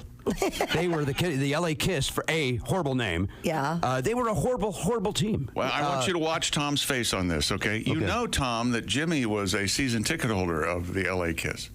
Wow. I'm the only one that really loved arena football. I went to a bunch of games. My son Oliver and I really, really enjoyed it. But but after a while, when your team always loses, you can't even have fun. There's a shout out loud again. Oh, they played deuce. Oh, they mixed it up, son. It's horrible. It was an interesting TV show. Remember that? The TV show was great. Yeah. TV show was great.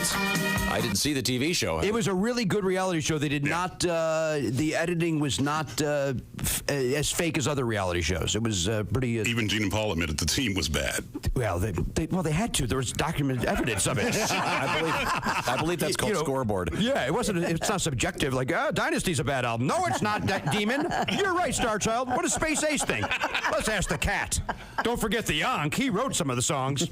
Now, did you know that the famous Kiss comic book? Yeah, blood. There was actually blood in the ink. Mm-hmm. Well, that's what they said. Well, there's photographs of them pricking their fingers. They show them adding the blood to the ink. Okay. I have an original pressing. You do? Absolutely. So does Ace. You still have that? Yeah. Now, is your young son interested in Kiss? Boy, did I try. I took him to 2 concerts. He went to see Kiss twice. Once at 5. Turns out that's too young. Uh-huh. And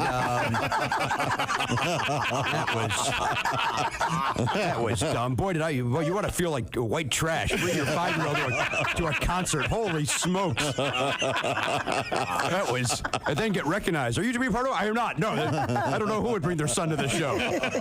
That's an infant. Nobody should bring an infant to a show. Man, that was dumb. Then I took him again at 5.5. I thought that was enough time. 6 months is a long time. 6 months is a long time for a child, isn't it, chick? Yeah, you mature quickly at that age. Yeah, one was indoor, one was outdoor. I said, so let's see how the environment settles. Maybe that's what the problem was the first time. He fell asleep during the encore the second time. How do you do that at a rock and roll concert? That's how bored he was. But son, that guy spit and fired. Pass.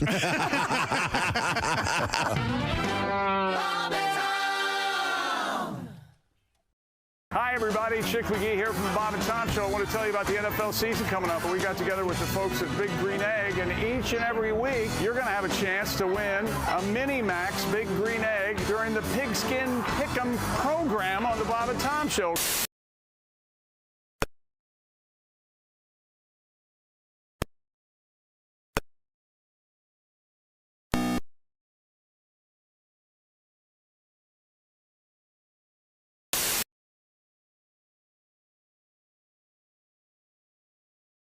Tom.com. This is your chance to win a Mini Max Big Green Egg. Just pick the winners of this week's pro football games and you could win a Mini Max Big Green Egg. Head to bobandtom.com/contest and play Pigskin Pick'em. And don't miss the Chick McGee Shoe-In of the Week, Thursdays on the Bob and Tom Show.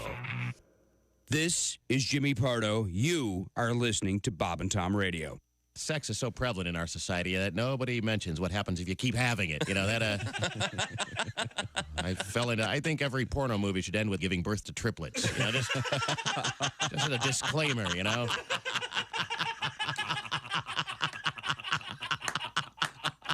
So everybody knows, what you're getting,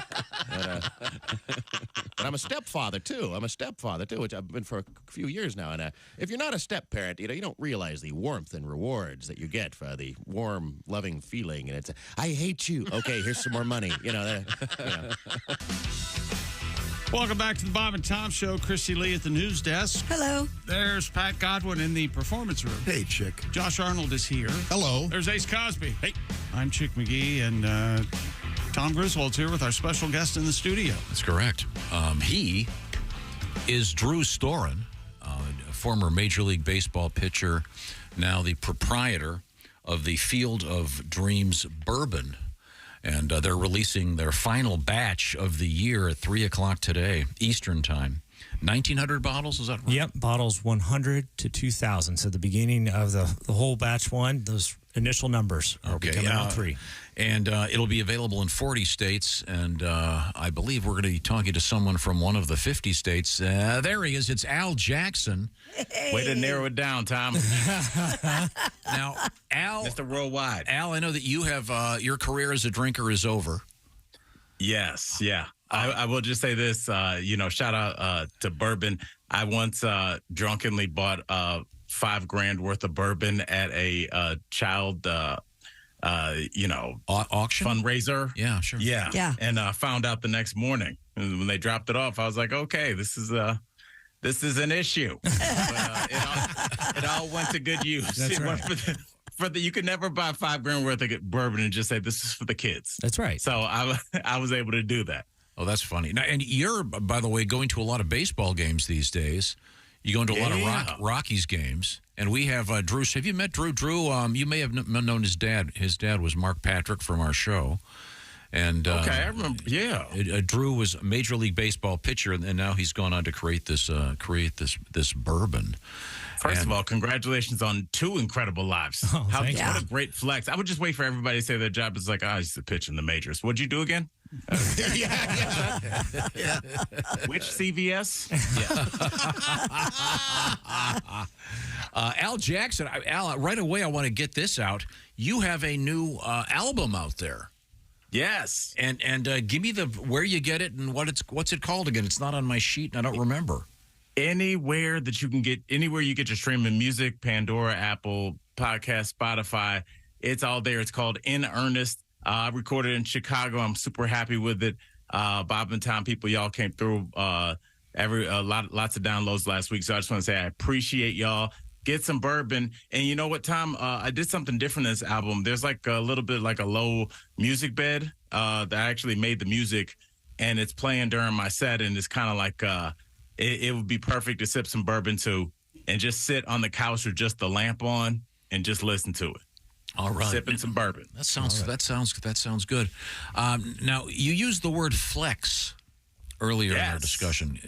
Tell me exactly what that means in that context. No, Tom, you tell Drew what that means. That's what we've been doing for years now. See, I know what it means. I should explain. As you know, since you kind of grew up around me, you know that my level of hipness needs a little work. And Tom, give him a second to absorb that. Needs a little work. I mean, every career, like, for example, in the world of baseball, you guys have a lot of shop talk lingo, if you will. There's stuff that you would say to your fellow players that no one else would even understand. Oh, yeah, 100%. Industry talk. Yeah, it's inside stuff. Right. We have that. We all have that, That's yeah. all that. But there's also stuff that that's hip. Like when you say, hey, that's a nice flex, when he referred to the fact that you can say to someone, well, I used to pitch Major League Baseball, now I've created this bourbon. Hey, nice flex. I'm a little unclear. Does that mean you're like flexing your muscles is like a nice way to subtly show off? Is it a humble brag? What does it mean? It's not even so much a humble brag, it's just a fact. Humble brags people don't like, but a flex is like, I saw a t-shirt once and I never forgot it. It said, if you can do it, it ain't bragging. You know, and honestly, he pitched in the majors. That's just a big fact. So, you know, it's a nice thing to be able to say about yourself. Yeah. But you don't like tell people offhand. I mean, like right off the bat, do you? I mean, no, that's why I wear my jersey, Tom. Yes. So he doesn't have Why to are talk you to still in people. full uniform? Right. Just throw the nails on. I mean, Stop showering in it. Yeah, that's right. Boy, a little bit of your dad just came out. now we've already gone through the Major League guys in the shower, Al. But I have a couple more questions. Yeah, we had to sit through that, Al. Yeah. Tom asked a Major League I have a Baseball technical player, question You that guys shower together? Yeah. Man wants to know. Now, growing up... Wait, well, I want to know. Yeah, you'll want to know this. We used to have to wear a cup. Yeah. You know, back in the day, in junior high and high school, you'd have to wear a cup, that plastic thing. Do baseball players wear them other than the catcher? Some guys do, some guys don't. So it just depends on, I guess, how much a guy trusts his hands. Did you wear one? No, I did not. Did you ever take a line drive to the body? I did not. No. Wow. Yeah, knock on wood on that one. I guess I'm done, so who cares? Unless I get hit in T-ball at this point. Then I deserve it. But yeah, I never did. Something that Steve-O would do. Yeah, Steve-O, yeah, absolutely. Jackass movie. Do the catchers have some kind of super high-tech military grade jockstrap material that's bulletproof or something? Yeah, I think it's pretty standard. I mean, those guys will still get blown up. It doesn't help that much, but maybe that's another. Remember Molina got nailed, and he was wearing a cup, of course, but it still did major damage. Yeah, it's bad. Oh my God! You should see the bruises those guys get, whether from a hit by pitch or something. It's gnarly, man. No thanks. Didn't that one guy's testicle explode or something? That was essentially what happened to Molina. Yeah. I thought it hit a seagull. That was Rain That was different. Okay, sorry. But we're talking big units. Good. Al Jackson, it's called In Earnest. And Al, this leads to a really odd observation of Josh Arnold's this morning. All right.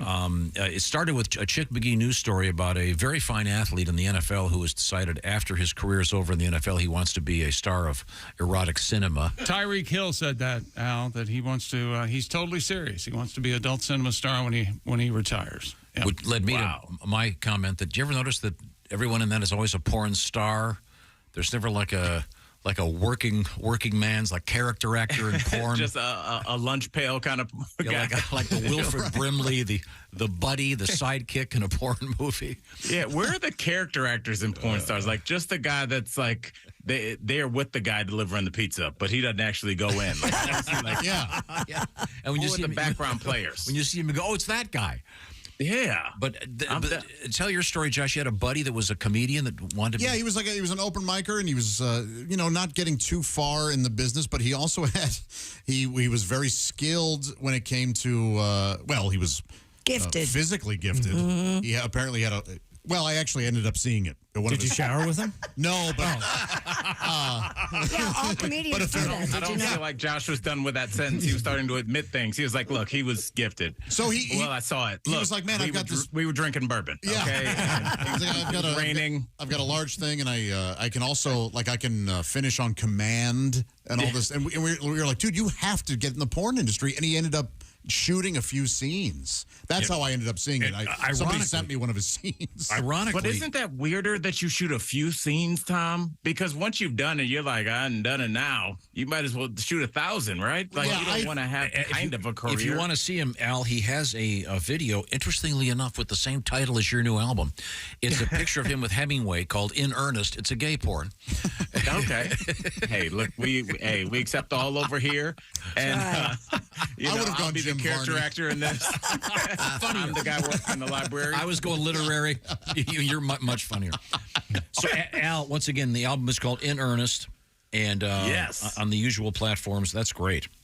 All the platforms, yeah, man. Super excited, and I'm just back in the lab reworking jokes, and I'm like, oh yeah, this is not fun, not knowing where this joke is going. It's cool to create a brand new. Isn't it great when you don't have anything to fall back on stage, except your huge member?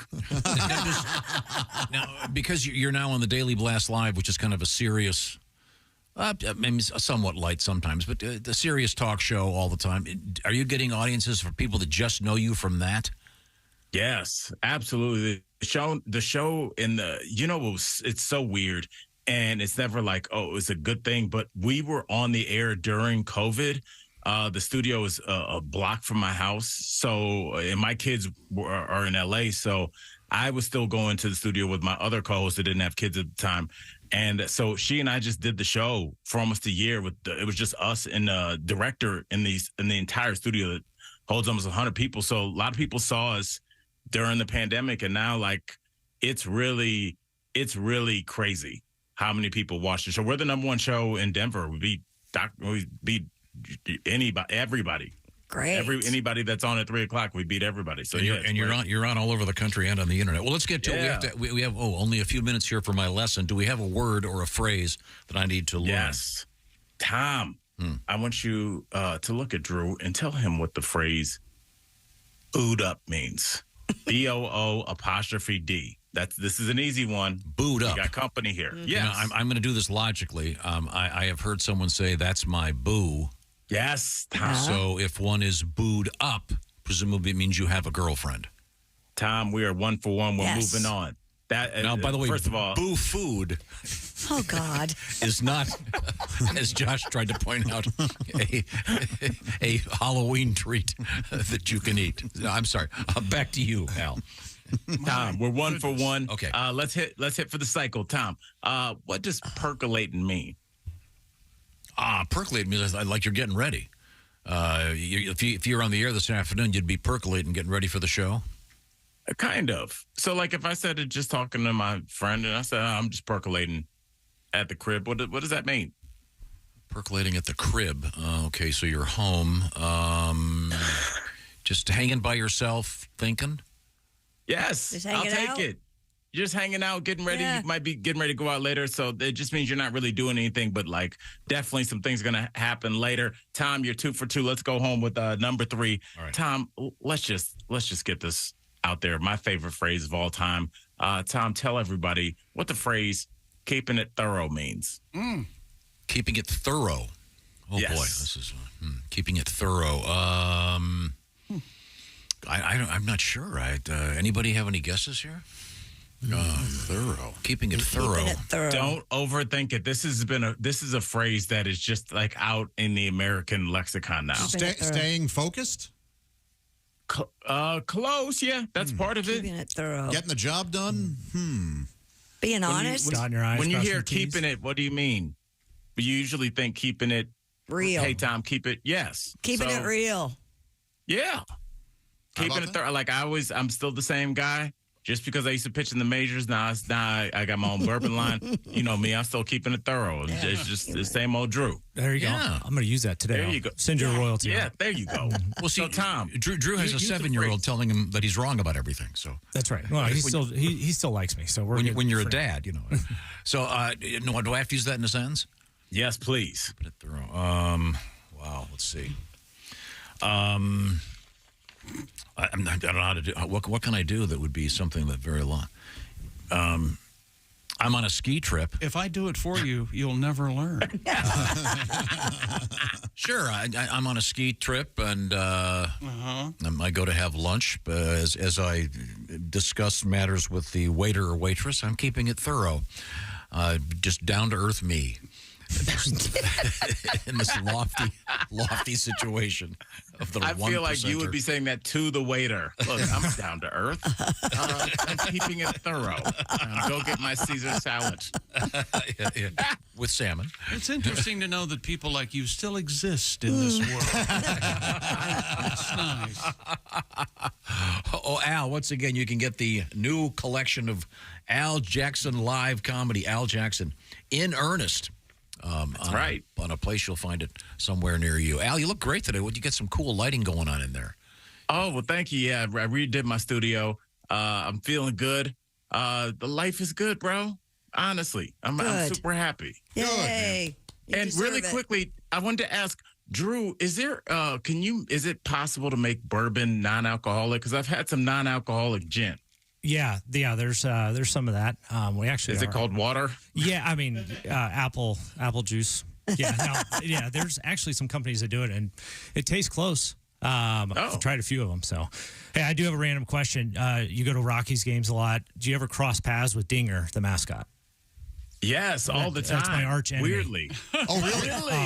What happened? When I would come close games there, Yeah. there's a tunnel right behind home plate, and so Dinger during the 9th inning would hide behind the umpire. So I'd be getting a sign. I'd see the catcher, umpire, and then this Barney-like dinosaur just hovering up and down and doing bits left and right. And the guy got me every time. Now, Drew, I have to ask you, were you happy when that drunken fan tackled Dinger? I paid him. It was a hit. I have to look at that clip. Thanks. Thanks, Al. It's always Bye, Al. We love you. See you, Al. Congrats, Drew, on the bourbon. All right, y'all. Okay. Yeah, I keep saying brew, too. I don't know what it is. It's the bourbon. It's Drink Field of Dreams, 3 o'clock today. The last 1,900 bottles are going out in 40 states. So log online, Drink Field of Dreams. While you're online, don't forget to go to the Bob and Tom contest. Go to bobandtom.com/contest. Enter to win that big green egg for week 4. Just pick all the NFL games starting this evening for the next week. For week 4, we'll be doing the shoe-in pick just around the corner right now. What's happening over there? Make listening to Raycon earbuds and the Bob and Tom Show part of your routine. Raycon everyday earbuds look, feel, and sound better than ever.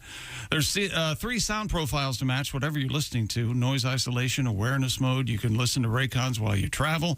Maybe during that workout, optimized gel tips that fit every ear ever made. The earbuds are comfortable enough, too. You can wear them all day. And remember, they do not budge. And with Raycon, you also get 8 hours of playtime, 32 hours of battery life, and get a load of this. They start about half the price of other premium audio brands. And no wonder Raycon's everyday earbuds have over 78,000 five-star reviews. And Raycon's having their back-to-school sale right now for a limited time. Go to buyraycon.com/Tom and get 20% off site-wide plus free shipping. That's buyraycon.com/Tom. 20% off plus free shipping. That's buyraycon.com/Tom. Read the reviews. They're great. We love them, too. Coming back, we have some interesting stuff going on in the world, including, would you eat your soap? Also, we have another moose that's loose. And can we play the song for Drew when we come back? Oh, yeah. Okay. Well, you're going to like this, Drew. I promise you. This is the Bob and Tom Show. Reach it.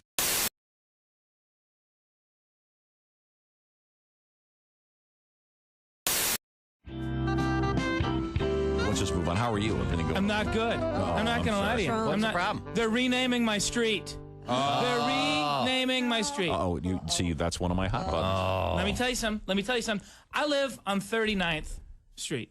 That seems pretty easy, 39th Street. 39. They're going to rename it Cesar Chavez Street.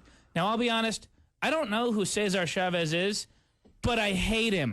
Whoever he is, I hate him. Great man as far as he was a great farm workers together. And well, it's because I had to study about this. But here's the thing: we say we're going to rename the street because that shows that you love the man or whatever. The thing is, naming a street after something doesn't mean you love it. I don't love the number 39. I just look at it as the least aggressive sexual position.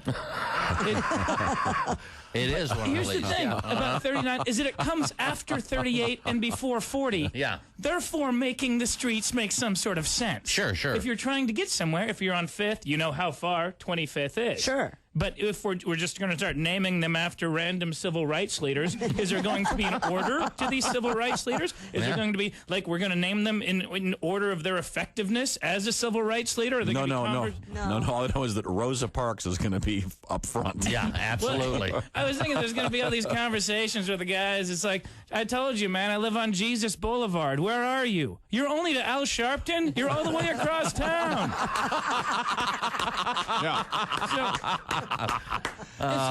Okay. You have no idea. Do you know what's about to happen to you? No one. No one's going to be able to find your house. Do you want to know why?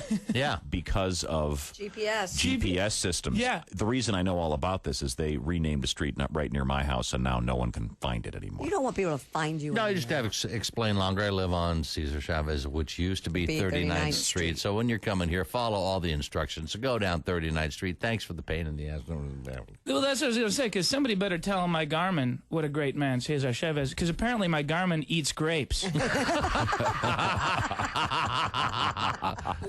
See, exactly. Wow. Right now you think this is cute and funny.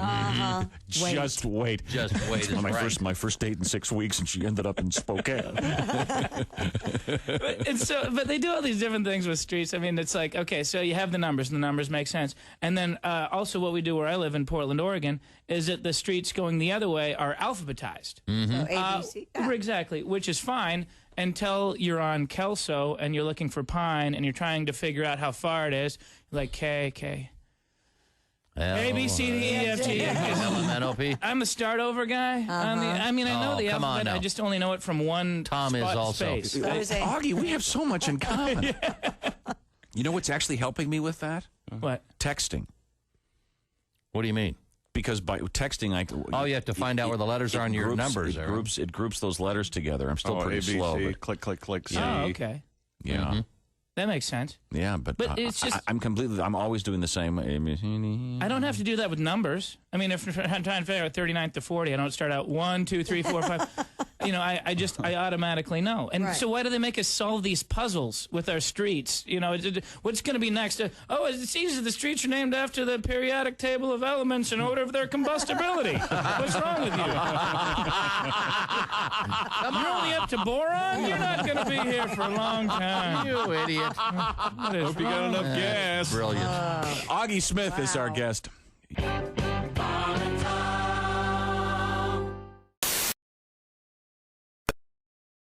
I said, no, you are. I'm going to set the garage on fire.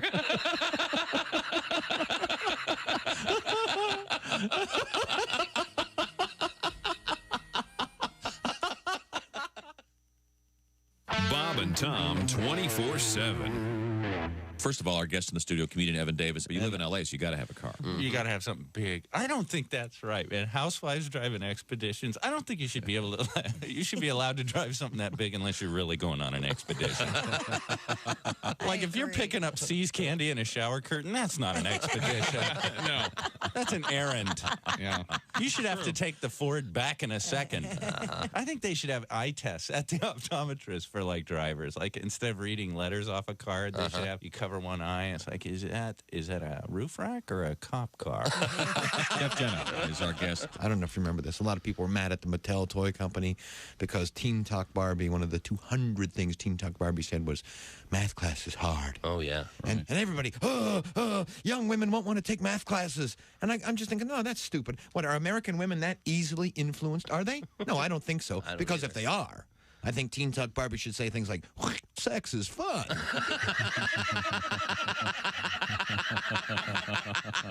I work hard and give my husband my paycheck. We don't know anything about you, Christian. Are you a married guy, single guy? I am married. I got married this past August. I am one of those lucky men. I'm one of those at first sight situations. I met my wife. I looked at her and I said, oh, my God. This is the woman I want to spend the next 4 to 7 years with. Wow.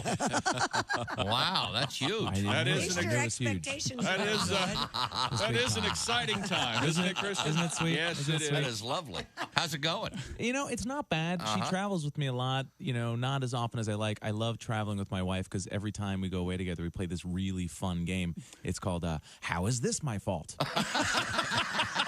Are you a single guy? I used to be married, but I'm divorced now.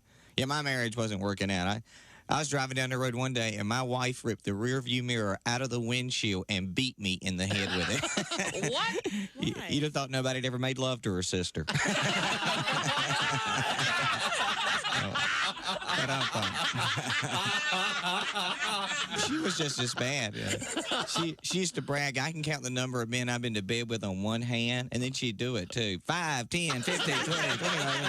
And the airlines, they tell you all this psychological stuff to make you feel safe. Like every time you get on the plane, they talk about the flotation seat. And they explain it to you. Like if you go down, if you crash in the ocean, then this seat will float. 2 planes out of 100 go overseas. 98 out of 100 stay right here. So if you want to make me happy, you show me a seat that's going to bounce out of a cornfield. That's what I like. They got everything just confused like that. James Gregory is our guest. He's not a flyer, apparently. Hi, this is Bobcat Gold. Big stage. Hey, welcome back to the Bob and Tom Show. Christy Lee at the news desk. There's Pat Godwin in the performance room. Hey, chick. A big song What's coming wrong up. with you, Pat? No, nothing. I was trying to be deep and mysterious. Oh. Hey, chick. Okay. There's Josh Arnold. Hello there. He's the I Hate Steven Singer sidekick chair. There's Ace Cosby. Hey. I'm Chick, and here's Tom with our special guest. Thank you very much. We are joined by former Major League Baseball pitcher Drew Storen. We've learned a lot about the game. I had a great conversation. Showering.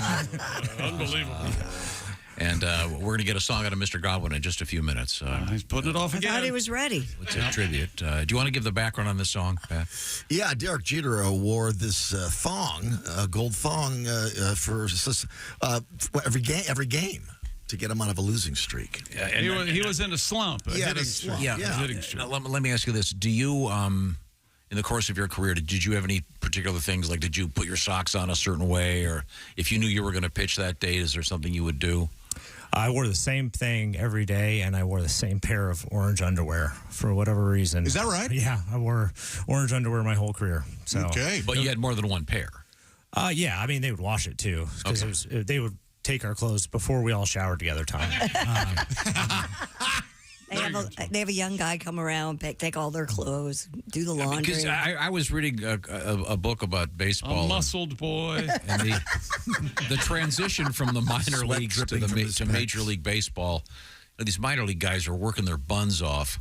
They're schlepping their stuff around. They're taking these long bus rides. As soon as you get to the majors, it's pretty much first class, right? Oh, it's unbelievable. The stadiums, you have another deck. So that's the coolest part about it. You got the 3 tiers, and then they pack your bags for you. I mean, it completely changes you. I am a major league bitcher now that I'm done playing, that I just, I'm so bougie when it comes to travel. It's amazing. Spoiled? Yeah. And ready to admit it. We all are, yeah. Make your wife pack your bags. And Yeah. I'm not that good. I doubt that very much. Honey, have you packed me yet? See if you aren't Try packing yourself. Yes, your orange underwear is in a pile of your clothes. I'm burning on the front lawn. Can't you just tip the clubby more? Do you have to tip the guys? Oh, yeah. It's a good move. Yeah, that's what you got. You What do you take call care of them? them. The clubby? The clubbies, yeah. Yeah, the clubbies. Yeah, they're great There you people. go. They are the people behind the scenes that make it work, like any other industry. But baseball, like you're dealing with some pretty high-strung, superstitious, routine-oriented people. So. Well, this particular song is about Jeter had been in a slump. Yeah. For quite some time, and someone told him if he wears a gold thong or underwear, he'd do better. So he puts one on and immediately hits a home run when he goes to bat. And then he told the story on television, and they went and double-checked it, and they indeed found the slump and the home run. And Pat has a tribute. Just a slump-busting gold thong got Jeter out of a losing streak. Oh, yeah, it did. It's wrapped around his buttocks, stuck in his crack. It's hard for Jeets to take a leak. Can't take a leak, no. His teammate swears that it works. It'll get him out of that rut. Then Jeter hit a home run with that gold thong up his butt. Come on now. Just a slump-busting gold thong. Everybody. Oh, that filthy thing goes on when the chips are down. It's filthy. Come on. Just a slump-busting gold thong. Oh, hose it down and send it to Cooperstown. Yeah. Thank you very much. So you wore orange underwear. That's it. Yeah. I went to a random chiropractor in college and said that was my power color, and I said, why not? Wow. And I signed in my first professional outing. I was like, it's time to grow up. I'm going to wear, something different. And I gave up about a 500-foot homer on my second pitch and ran straight back to the orange undies, baby. do you wear them to this day? Just on important meetings. Okay. Yes. Yeah. Well, that's interesting. Who has the nicest locker room? The Yankees. From the home side to the visiting side. The visiting side is unbelievable. You get top-notch, 5-star surf and turf after a game. Like, they really do it right. It's next level there. Surf and turf after the game? After the shower, though, right? Just depend. No, you got to do it before, so then if you get the butter on it, yeah. Oh, smart. Yeah, smart. Yeah. Plus it oils you up, if anything. Unless you want the butter on you, Yeah, you know okay. what I mean. No, is the term baseball Annies out of date? I mean, the He has the blanket It's so out of date, he doesn't know what it is. I'm kind of searching through the stands on this one. Yeah, I don't know. the sort of the groupies in the world of baseball. Oh, yeah, the cleat chasers, I guess. Cleat chasers. Yeah. Oh, there you go. Yeah. Wow. Yeah, there's That's funny. there's a lot. Cleat chasers. I feel like there's one for every sport, though. Yeah. Oh, of course. Yeah. Yeah. Yeah, in rock and roll, groupies. Yeah. But baseball Annies was the one that I'd always heard. Apparently, it's no longer. I'll try to get that back into circulation for you if you want. Yeah. Okay. You broke his heart, Drew. No, sorry. I really, everything was going so well. Yeah. I just completely fumbled at the goal line. What are some of the other ones we've learned? What was the one in hockey, Josh? Puck bunnies. Oh, And yes. there's badge bunnies for policemen, I think, wasn't it? Or something Yeah, like that. yeah, okay. They're all out there. Well, we have time to grab one more news story from Christy Lee at the Bob and Tom News Desk. Chairman of a large cleaning products company bit into a bar of soap in order to demonstrate that he is, quote, natural. The boss of the Chinese company, Hengwai, was speaking at an employee meeting when he said the company's laundry soap contains no harmful substances, just alkali animal fat and milk. He was caught on video taking a bite out of a bar of soap and washing it down with some water. He purportedly said in the video, it tastes of cow and sheep fats and milk. There are no side effects. When it enters your body, it just breaks down the fat and oil. All right. A lot of cholesterol, I'm guessing. You think? Well, all that fat, I would think. Imagine what this is. Who's this impressing? I don't.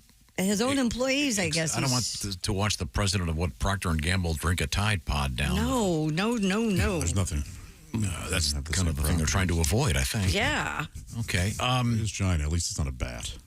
Good point. Oh, by the way, that story was all false. It was clearly in a lab. Do your research, America. We should be at war with them. Thank you, Josh. Oh, should I stop? Yeah. Once again, Josh angers the world. Coming up, comedian Angela Johnson will be joining us and more. Once again, Drew's bourbon is called the Field of Dreams bourbon, made from the actual corn on the Field of Dreams from the movie. Drinkfieldofdreams.com, 3 o'clock Eastern time today. They're going to get rid of the last batch. Make a nice gift for somebody. Looks very nice. Don't forget to enter our contest, the Pigskin Pick'em, before Thursday evening, because you got to pick all those games. BobandTom.com/contest. This is the Bob and Tom Show. Add to or continue the conversation. Check out the Bob and Tom Show on Facebook. Get the link at Bob and Tom.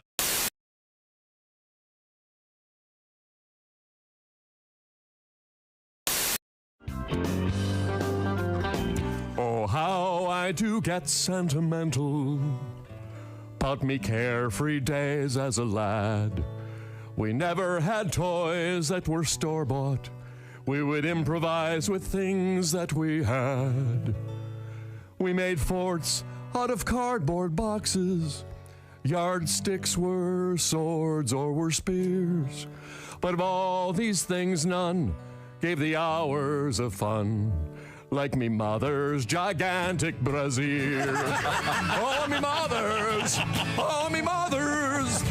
me mother's gigantic brassiere. It was of the finest label, canvas, lace, and stainless cable. Me mother's gigantic brassiere. Yeah! Oh, I leapt from the roof of the garage, though I was but 6 or 7 years. Oh, I would have broke me back, but I clung fast to the straps of me mother's gigantic brassiere. Oh, me mother's, me mother's gigantic brassiere. Wingnuts, cleats, and spoiler, brass grommets, and cup holder on me mother's gigantic brassiere. We tied the bra between 2 trees. The neighbor boys, they did declare. We ended the attack with 6 pumpkins and 2 cats flung from me mother's gigantic brassiere. Oh, me mother's, me mother's gigantic brassiere. Delicate flower appliques, 8-track tape and safety chains on me mother's gigantic brassiere. One time we used it to slow down our dragster or parasail behind our boat. Then there was the time it was used to airlift an injured skier off a treacherous mountain slope. But most I think of my father's pride when wash day it was done, as he hoisted it up the telephone pole to billow in the sun. Oh, me mother's, me mother's gigantic brassiere. With an awning and screen door, could sleep 2 family of 4. It's me mother's gigantic brassiere. Oh, me mother's, me mother's gigantic brassiere. Reinforced hydraulic winch, reflective tape, and 3-point hitch on me mother's gigantic brassiere.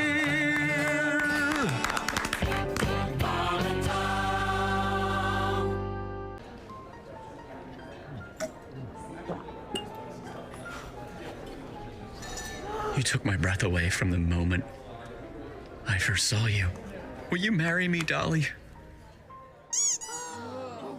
She said yes! She said yes! It's not a real person. It's not a real diamond. Real, natural, earthborn diamond. For your real love, from a real jeweler you can trust. Steven Singer Jewelers.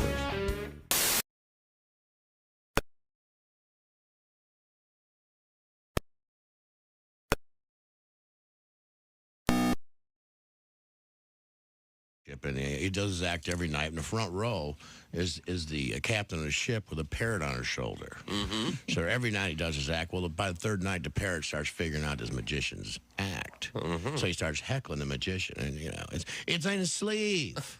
It's under his hat. His assistant has it. So that night, they hit an iceberg, and the ship goes down. The magician wakes up floating on a piece of driftwood, and the parrot is sitting on the end of the driftwood, and they stare at each other for 2 days and don't say a word. They just look at each other all mad. Finally, the bird goes, "I give. Where's the boat?"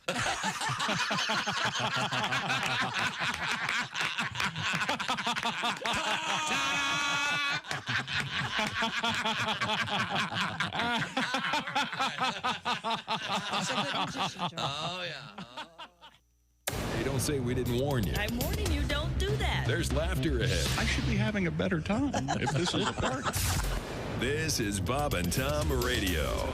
As I continue to work, with these people and certain occasions will come up, like Shatner, of course, I've been doing for many, many years. Mm-hmm. And so now there's another level of our relationship where he's invited me to his home for Monday Night Football and that sort of thing. And I'm a huge, huge fan of his. You have to understand. So anything is surreal. But let me tell you, Monday Night Football. You haven't lived till you've seen William Shatner staring at the TV screen in the crunch of a Monday Night Football moment and see Captain Kirk say, "Stick 'em."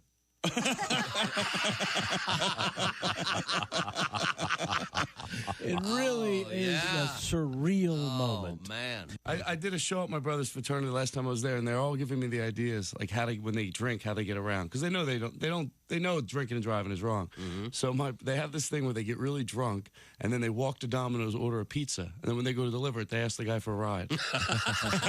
That's a good idea. Home in 30 minutes or less. The drinking and driving the designated driver is a good idea. What always amazes me about that is they give these designated drivers coffee all night. They're like, "Have another cup of coffee." "Hey, Bob, that's a designated driver. Hey, that's a good thing what you do with your friends. Here's another cup of coffee. Have a soda. They're not better off than someone that's had a six-pack. They get pulled over. They're wired out of their gourd. Like, "Officer, I'm the designated driver. I think you got to take care of these people." The cop's like, "Why don't you let the guy in the back puking drive? You can run ahead of the car and make sure it doesn't hit anything." Jeff Rothband is our guest. Jeff is a fine comedian. I actually had to do that once. What? Be a pallbearer, and that's heavy. Yes, that's a heavy job. Yeah, I actually had to go to a funeral, and I was asked to be a pallbearer, and I always a pallbearer. Never the corpse. Hi, this is comedian Tim Cavanaugh. $1,000 an hour. Welcome back to the Bob and Tom Show. Christy Lee at the news desk. Hello. There's Pat Godwin in the performance room. Hey, Chick. Hey, Pat. There's Josh Arnold. Hey, Chick. He's at the I Hate Steven Singer sidekick chair. And Steven Singer Jewelers proving how worthless those lab-grown diamonds are by giving away a free 1-carat lab diamond with every engagement ring purchase. While supplies last, purchase is necessary. Visit IHateStevenSinger.com for more details. There's Ace Cosby. Hey. I'm Chick McGee, and here's Tom Griswold. Thank you very much. We are joined in the studio by former Major League Baseball pitcher Drew Storen, who is one of the guys behind the Field of Dreams bourbon that is distilled using corn from the famous Field of Dreams from the movie. DrinkFieldofDreams.com, 3 o'clock Eastern Time today. The last batch goes up for sale. Right now, we are going to be joined by a lovely lady. She is Alex, and Alex Virgil was our winner. She won week 3 of the Pigskin Pick'em competition. Alex, are you there? Yes, I am. Okay, congratulations. You got 15 of 16 games. You were the only one that did that. Wow, thank you. Well done. Now, do you have a favorite team, Alex? I do. I'm a Packer fan. Like my hubby. Okay. All right. Well, that's okay. Oh, she's used the word hubby. All right. Well, now, the way this works, you've won yourself the beautiful Big Green Egg Mini Max. Also, you have won the opportunity to pick some games with Chick McGee, but this is a little trickier because the spread gets involved. I'll hand over the mic to Chick. What do you say? Well, it's time now for the shoe of the week, the often imitated, never duplicated.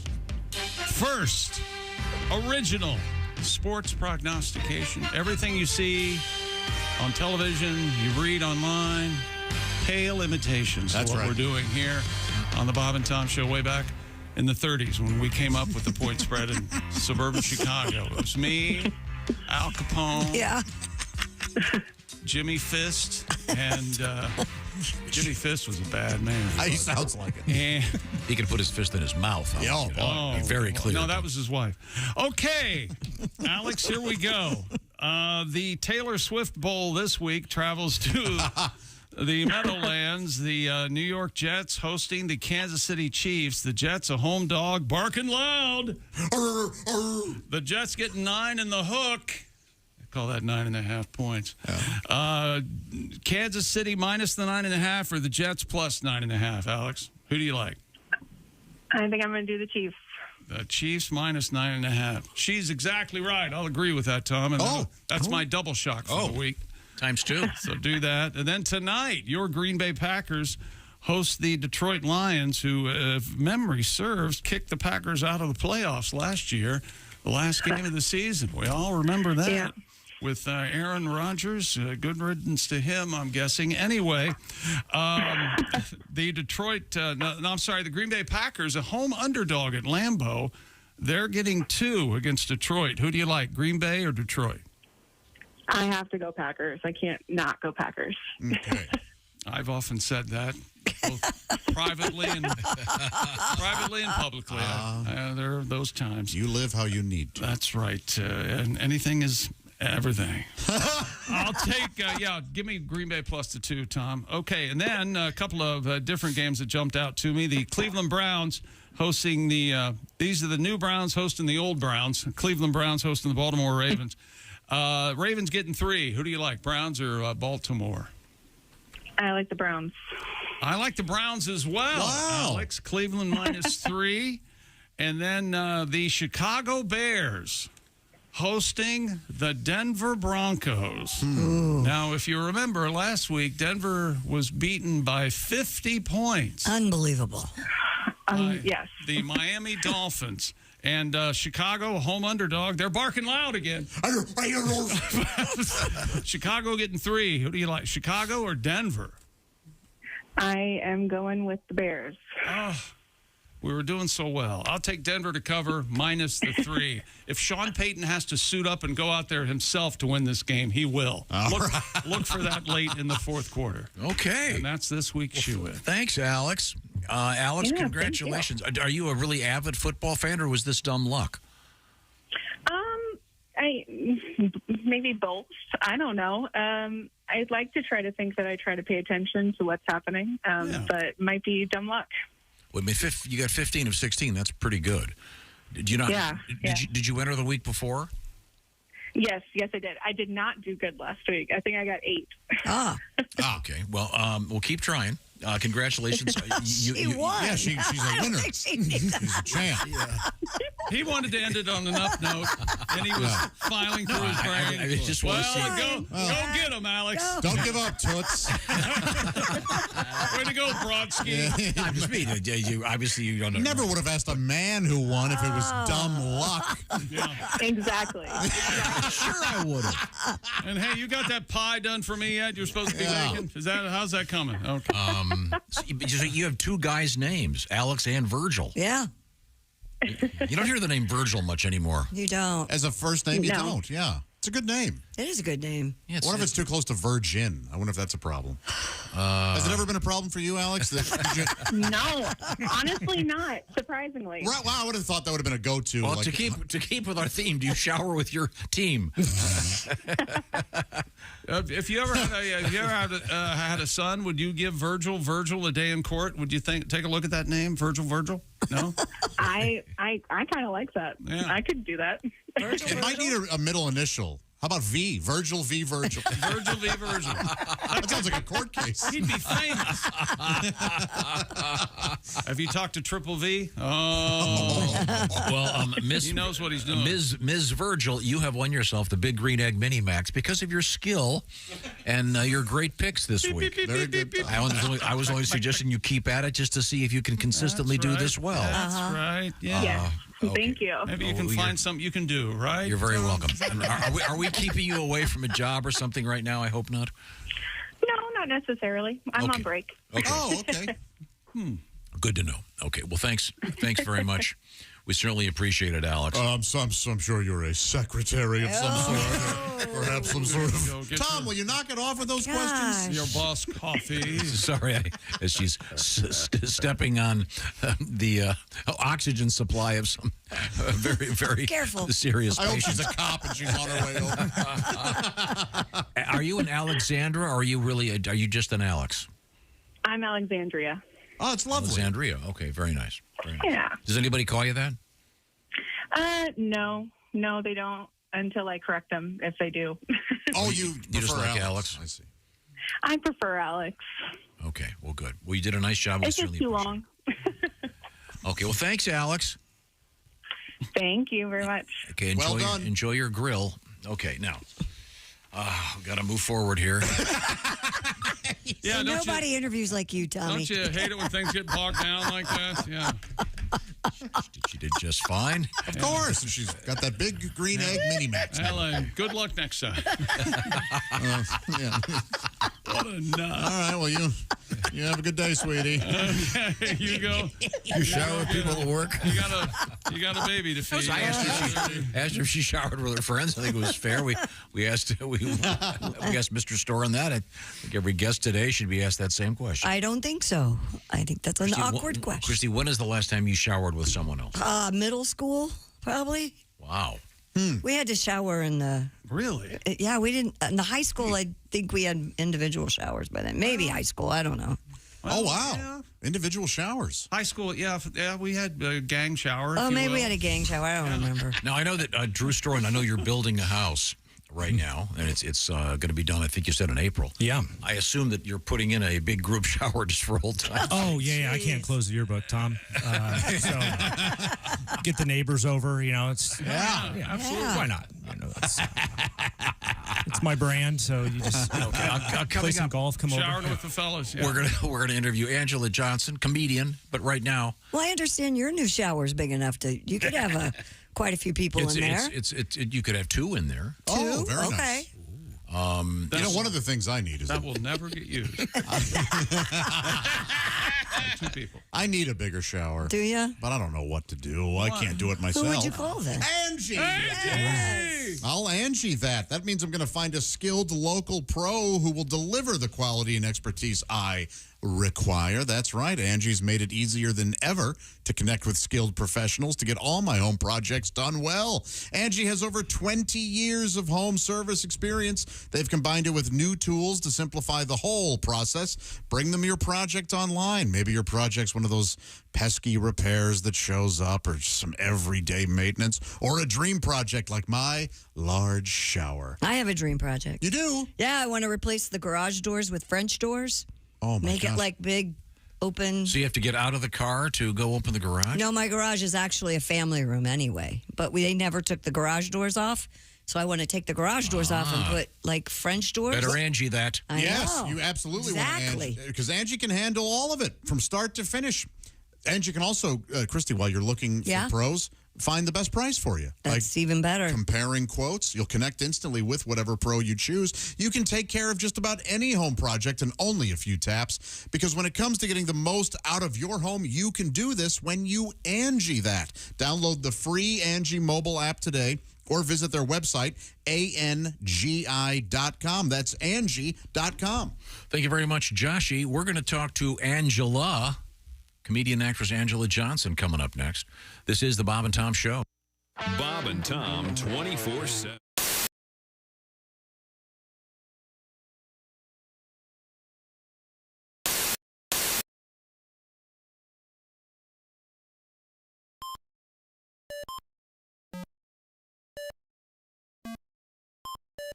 Hey, did you enjoy those videos played in that break?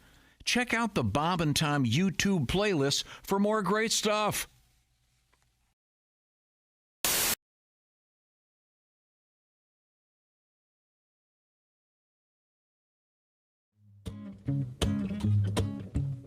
Oh, you get a laugh. Now, all you trick-or-treaters, come listen to me good about a grave that's in a graveyard in this very neighborhood. Contains a boy who died this very night so long ago. Now candy wrappers mysteriously appear around his stone. You know it's Halloween. You know it's kind of scary. The way the ghosts come floating out of the cemetery, sliding through the dirt, all cold and moldy, and the only thing that they can think about is how they get your candy.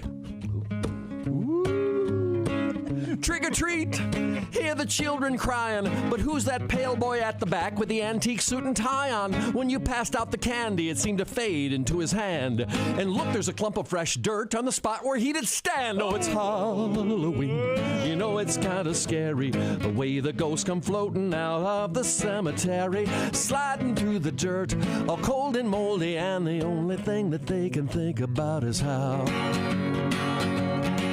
to get your candy. I heard about this kid who collected lots of sweets, and with a flashlight in his bed, he counted out his treats.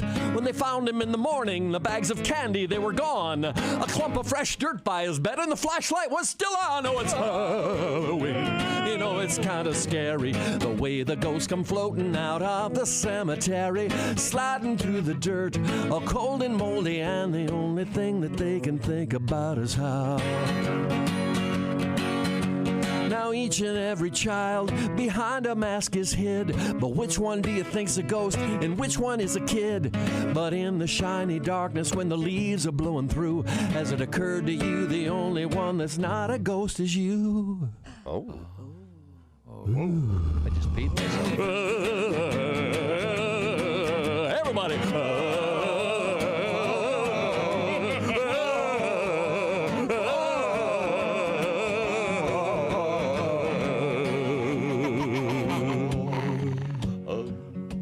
La la la la la. And so you trick-or-treaters, take heed of what I said, and leave your candy here with me, don't take it up to bed. I'll protect you from the ghoulies and the ghosties and the beasties, though you may lose that Snickers bar and, ooh, look, Reese's Pieces. Oh, it's Halloween, you know it's kind of scary, the way the ghosts come floating out of the cemetery. But get on up to bed, but grab that broom before you do, and sweep up this clump of fresh dirt that fell off of my pants.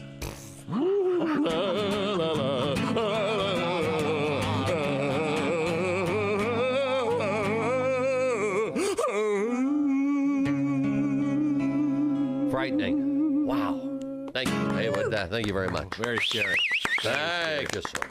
Haywood Banks and one of his Halloween tributes.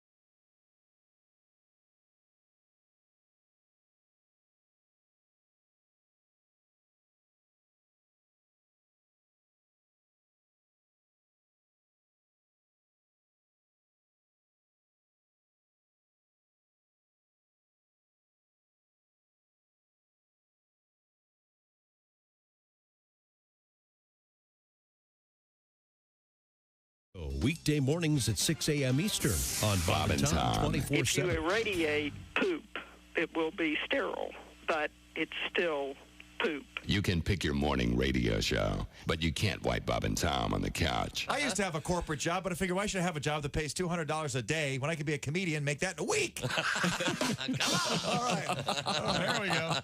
I like going to job interviews. They're the worst interviews. Greg, before we get started, would you like something to drink? No, thanks. Had a few beers before I came in. Do you have any experience? I don't even have an appointment. They always ask you questions where they try to make you sabotage yourself. Have you noticed that? They're like, so tell us, where do you think you could use improvement? As if you're going to say, well, I am seething with hostility. I've got a debilitating character flaw. I cannot stop throwing staple guns. Does this look like ringworm to you? You know. Tell us about yourself. Well, I've got pink eye and my foot's asleep. Got matching silverware for the plate in my head. I think I can fly. I collect ointment. What can you bring to our company? Head lice. Where do you see yourself in 5 years? Next to you in the dumpster behind the airport. Where do I start? How do you like my weight belt? You're listening to Bob and Tom Radio.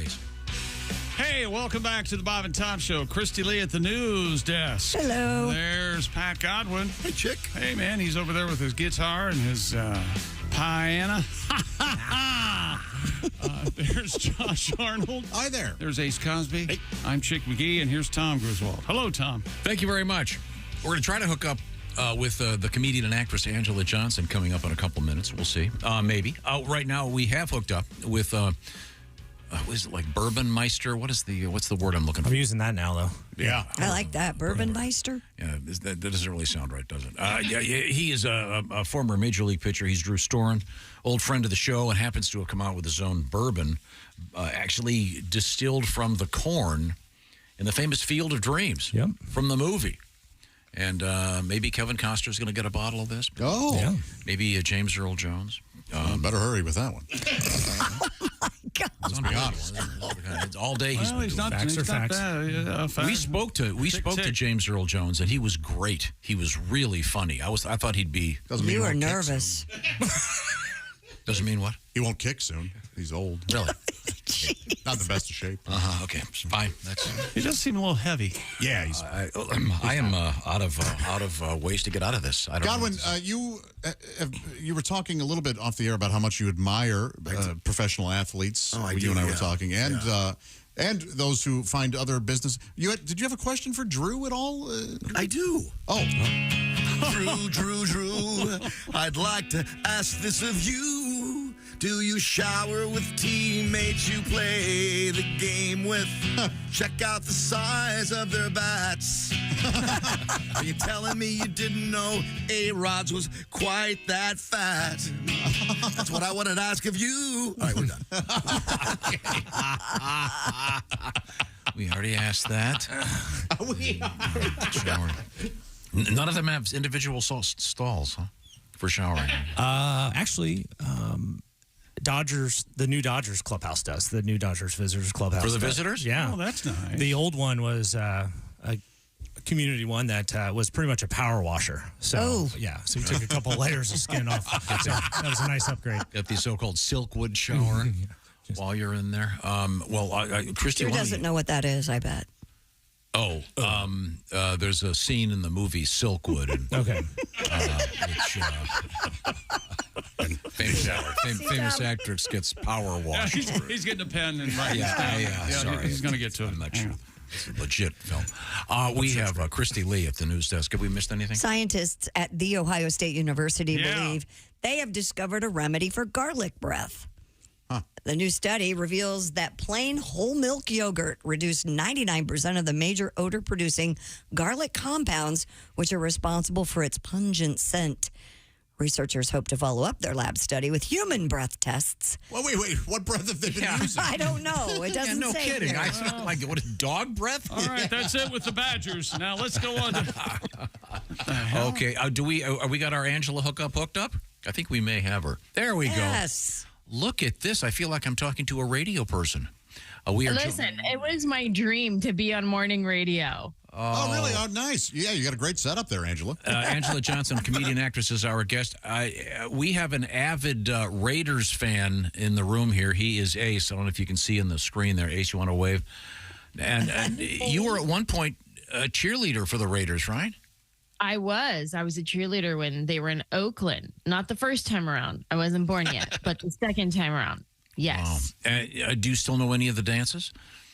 Absolutely. The touchdown dance. Dun, dun, dun, dun, dun, dun, dun, dun. I mean, we don't have to play it that often, but it's fine.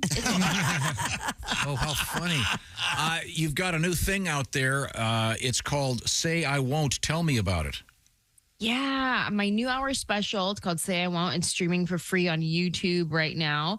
And it was really important for me to bring it back to YouTube because my career started back in 2007 when this brand new thing called YouTube came out.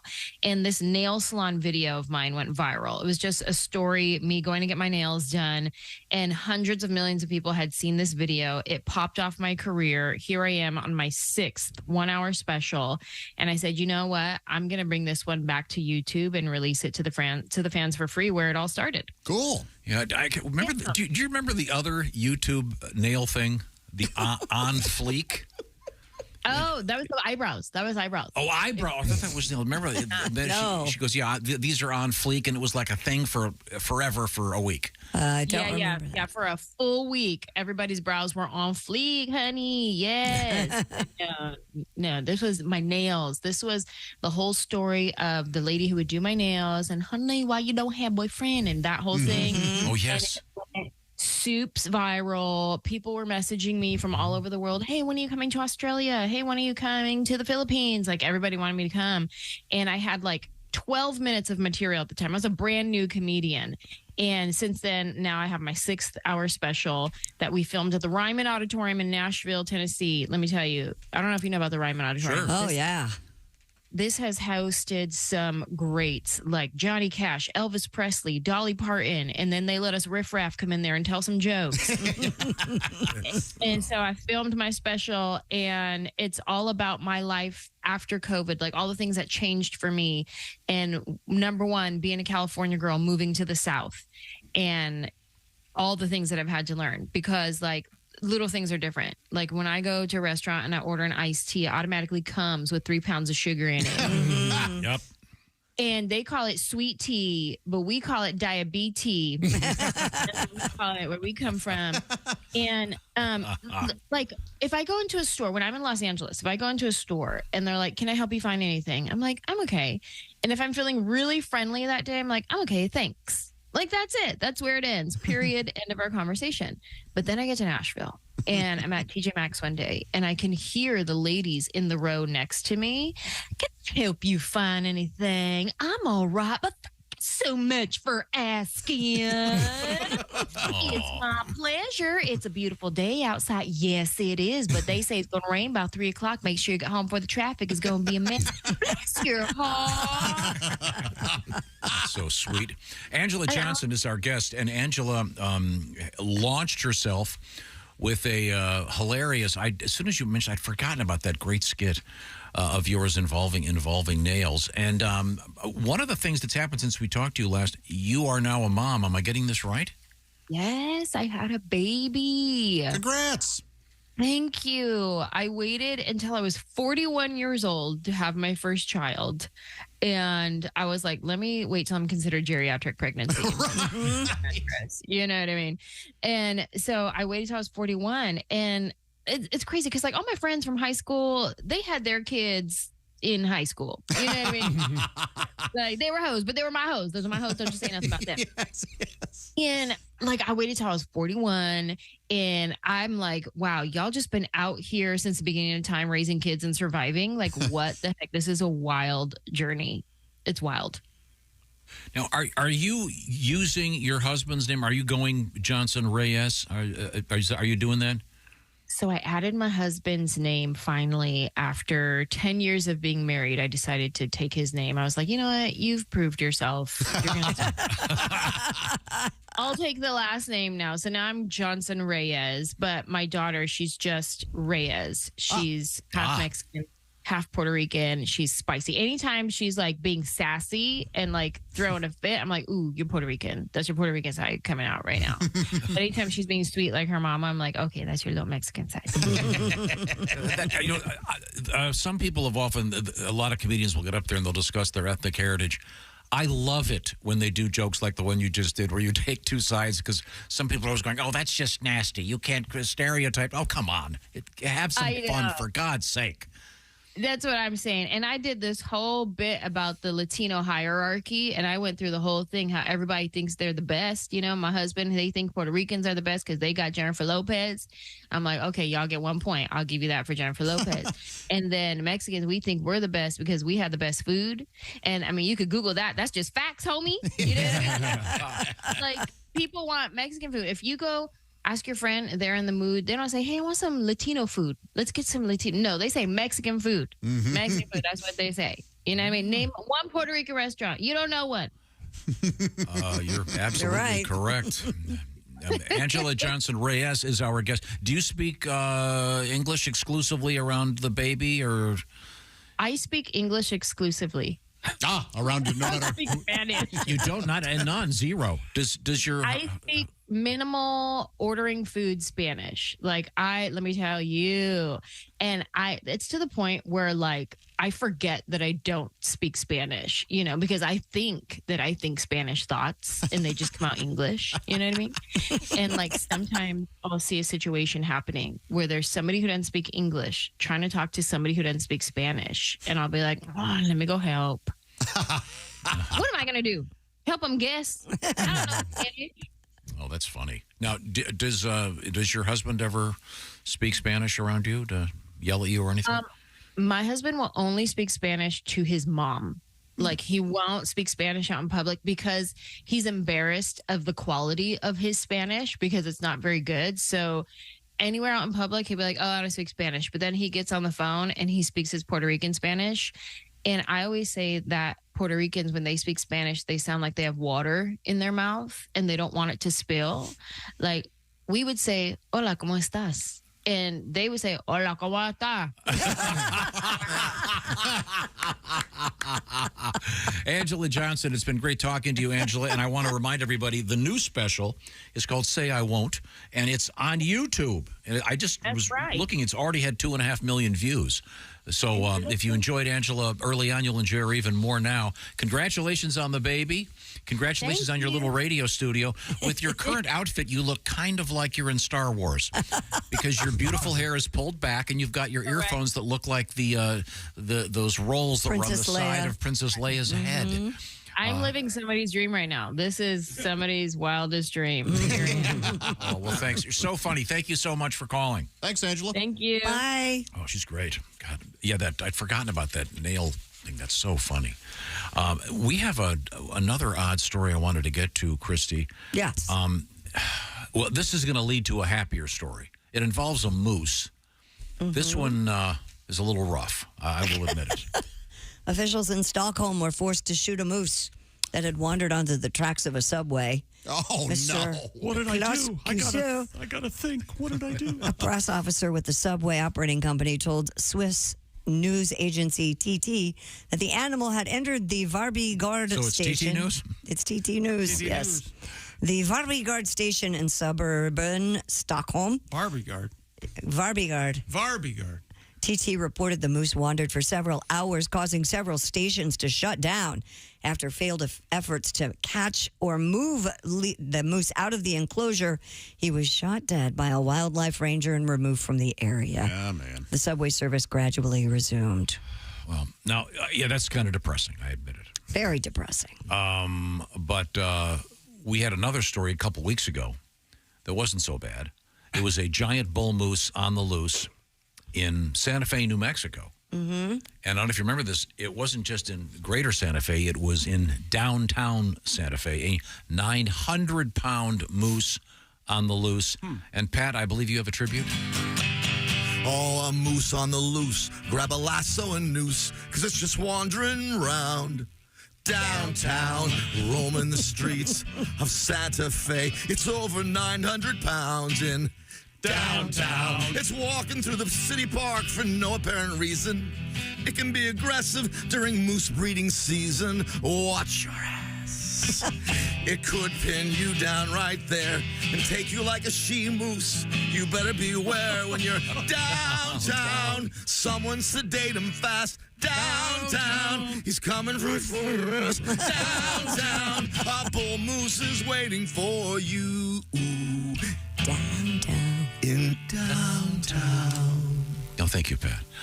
is going to take you like a she-moose. Yeah, now let me ask you something, Pat. Was that your, when you were writing that song, was that your section there? Where he takes you like it's all Pat. She-moose? Oh, really? Yeah, right. Really? Mm-hmm. I'm going to take the fifth on this one. Speaking of fifths. Yeah, here we are. Segue.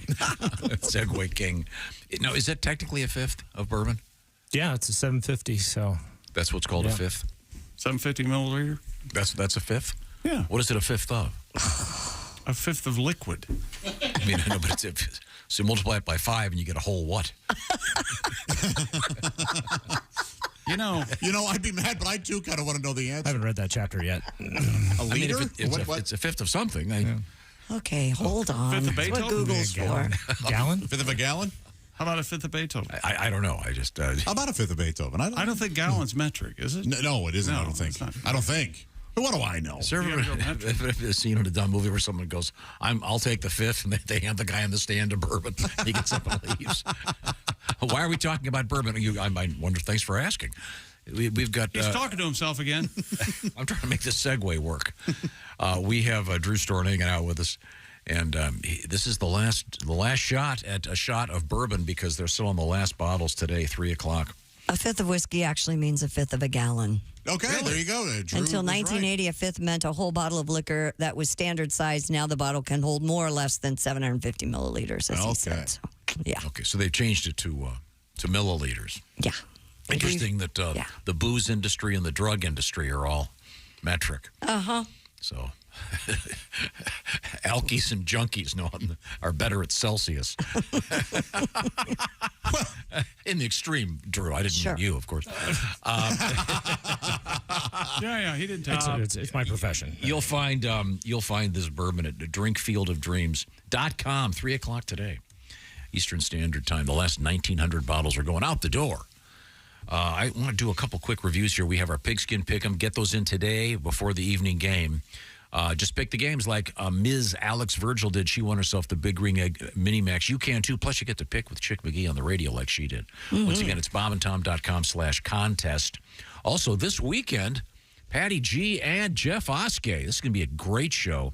Are you guys riding together? We are. Oh, cool. Oh, is Oskey, are you driving? No, he's driving. No. He's the best. Okay, then he doesn't need to have his will changed. He doesn't drive fast like Josh does? No, he drives normal. It's Pat Godwin, Jeff Oskey, the Olympic Theater in Cedar Rapids, Iowa. That's coming up Saturday night only. Ooh, that's a long trip. Yeah, while I'm at a Willie G. Don't Tell Cincinnati tomorrow night. And the Story Inn on Saturday. And a couple of other cool things. Kostaki at the Talent Club in Talent, Oregon, Friday, Saturday at the Wind River Resort in Redding, California, for some great live shows. Also, we have a special live show. We're going to be doing our radio show from the North Star Mohican Casino Resort in Boulder, Wisconsin. This is just outside of Stevens Point. And,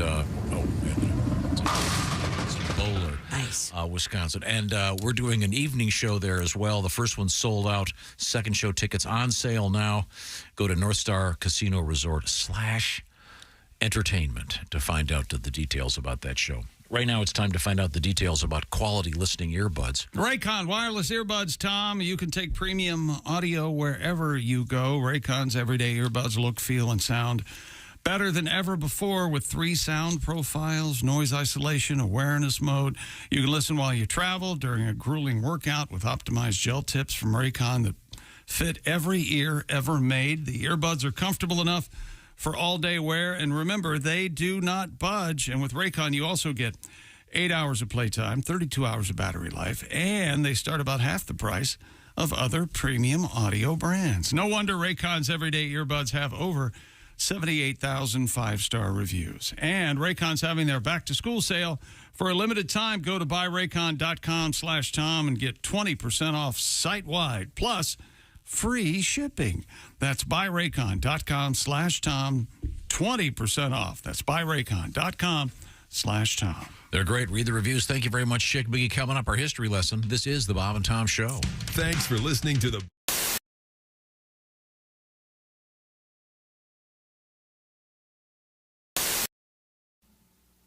Screen Door Productions presents A Day at Fergler's Hardware.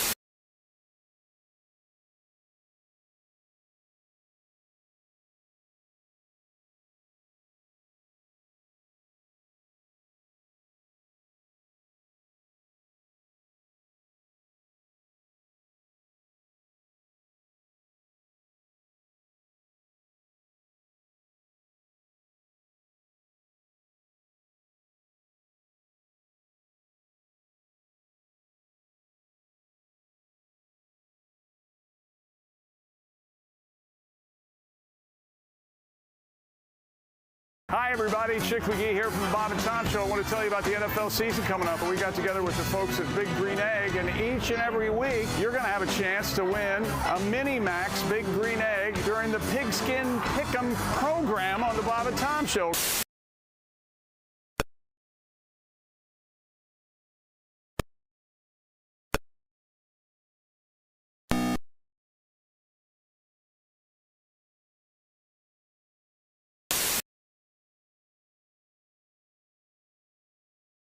You have a straight job? I mean, like a normal day-to-day thing? Yeah, I actually do. I'm actually a CPA, believe it or not. Yeah, and that spells party. Yeah, it does. Most people think CPAs are hysterical. Yeah.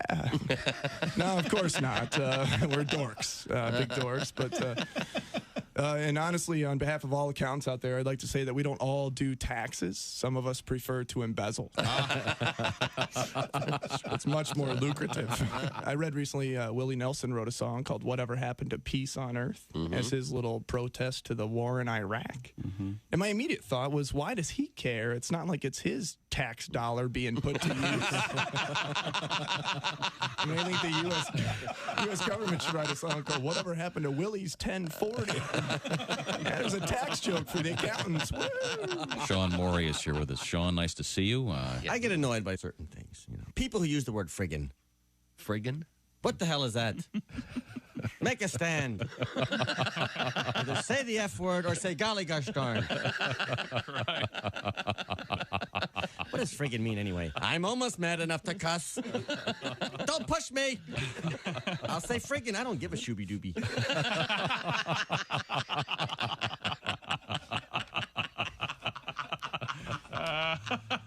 I heard a funny word the other day. Cripes. Cripes? Some guy said, for cripe's sake. Who would that be? Jesus Cripes? The son of Gosh? Good morning, sunshine. Bob and Tom.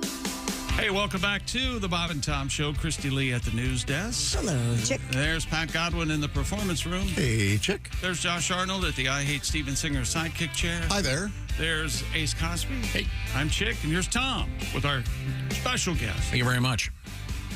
We have our bourbon meister. He is Drew Storen, former Major League Baseball pitcher, now pitching, if you will, the bourbon that he has created with some friends, made from the corn from the Field of Dreams, from the great movie Field of Dreams. And it's once again going on, the last shot of this batch going out this afternoon, 3 o'clock, on the internet at drinkfieldofdreams.com. And they can ship it to some 40 states, 10 holdouts.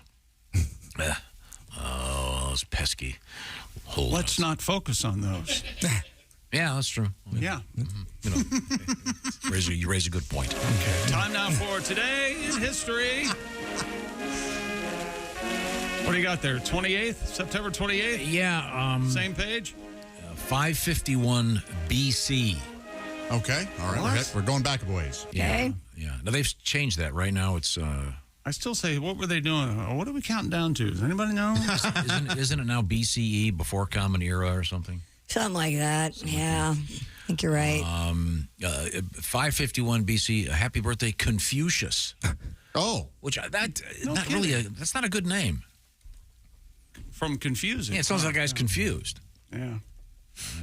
I don't know. That's not what he says. He goes, hey, is it my birthday? I don't know. That's got to be...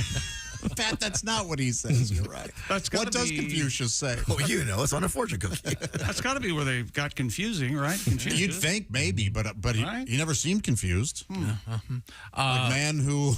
What were some... When I heard man who farteth in church, sit in own pew. There you go. I lost my mind. That was confusing. I was about 9 years old. That's certainly there are all there are a list of those. Yes. Yeah. That's certainly one of the classics. Should I dig up a few more? Maybe tomorrow. Okay. Yeah. Happy birthday, a former hot French actress. Oh my gosh, where are you going with this? Brigitte Bardot. Oh. Okay, yeah. She was very sexy. Yeah. Oh, very. Yes. And I think she's now like a animal. She's big into animals. Hideous. Makes love with them. Yeah. Hideous. Hideous? Hideous. She's elderly? Hideous. Oh, She'd kiss me now, by God. Oh, yeah, she'll do it now. Please, anybody. I'm hideous, you see. I need to... any man. Not function at all. Janine Garofalo, who's terrific in the movie Mystery Men. Oh, she's hideous, right? I'm Hideous. such a big fan of hers and everything she's done. No kidding. I really, really love her, yeah. A Moon Unit You wanna kiss Zappa, her? Frank's daughter. Yes. Born in 1967. Oh, it's Frank Zappa's daughter. The last name Zappa. Okay. Yeah. I was wondering. Yeah, but is that weirder than having a kid and the name of your kid Chastity? Yeah, that Moon was... Unit, I think, is weirder. Yes. Really? You think they called her Moo or Moon? Or I bet they probably just called her Moon. Because Chastity Bono. Sure, but Chastity at least is also in... no, that works better as a name. It's also a guy's name, thankfully. It is Chastity? Chaz, they call him Chaz. Oh, yeah, that's right. Chaz Bono, yeah. He's got a beard. Naming a kid Chastity to me seems like a terrible idea. It's not a terrible name. You've got a thing about people who are fit, people who have hair, people naming things. You really, I don't know what's going on over there, but like, look at the name. Do you Drew. not like your name or something? No. Look at the name Drew. It means I drew something a while back, but there's nothing offensive about it. Are you just holding on to the fact that you don't have a J name like all your other siblings? Like you were thrown out there alone? I'll have you know, our boat. Jan. Our boat was called the TJ3. What was up front? T. The T. Thank you very much. Didn't you name the boat? they ran that by you, right? I believe that you children named the boat. Happy birthday. Well, J3T doesn't sound good. Happy birthday. TJ3. I'm just saying, naming a kid, it's like naming a kid Virgin or Hyman or it is, I don't Chastity. know. I see what you're saying. Too much but pressure. Virgin.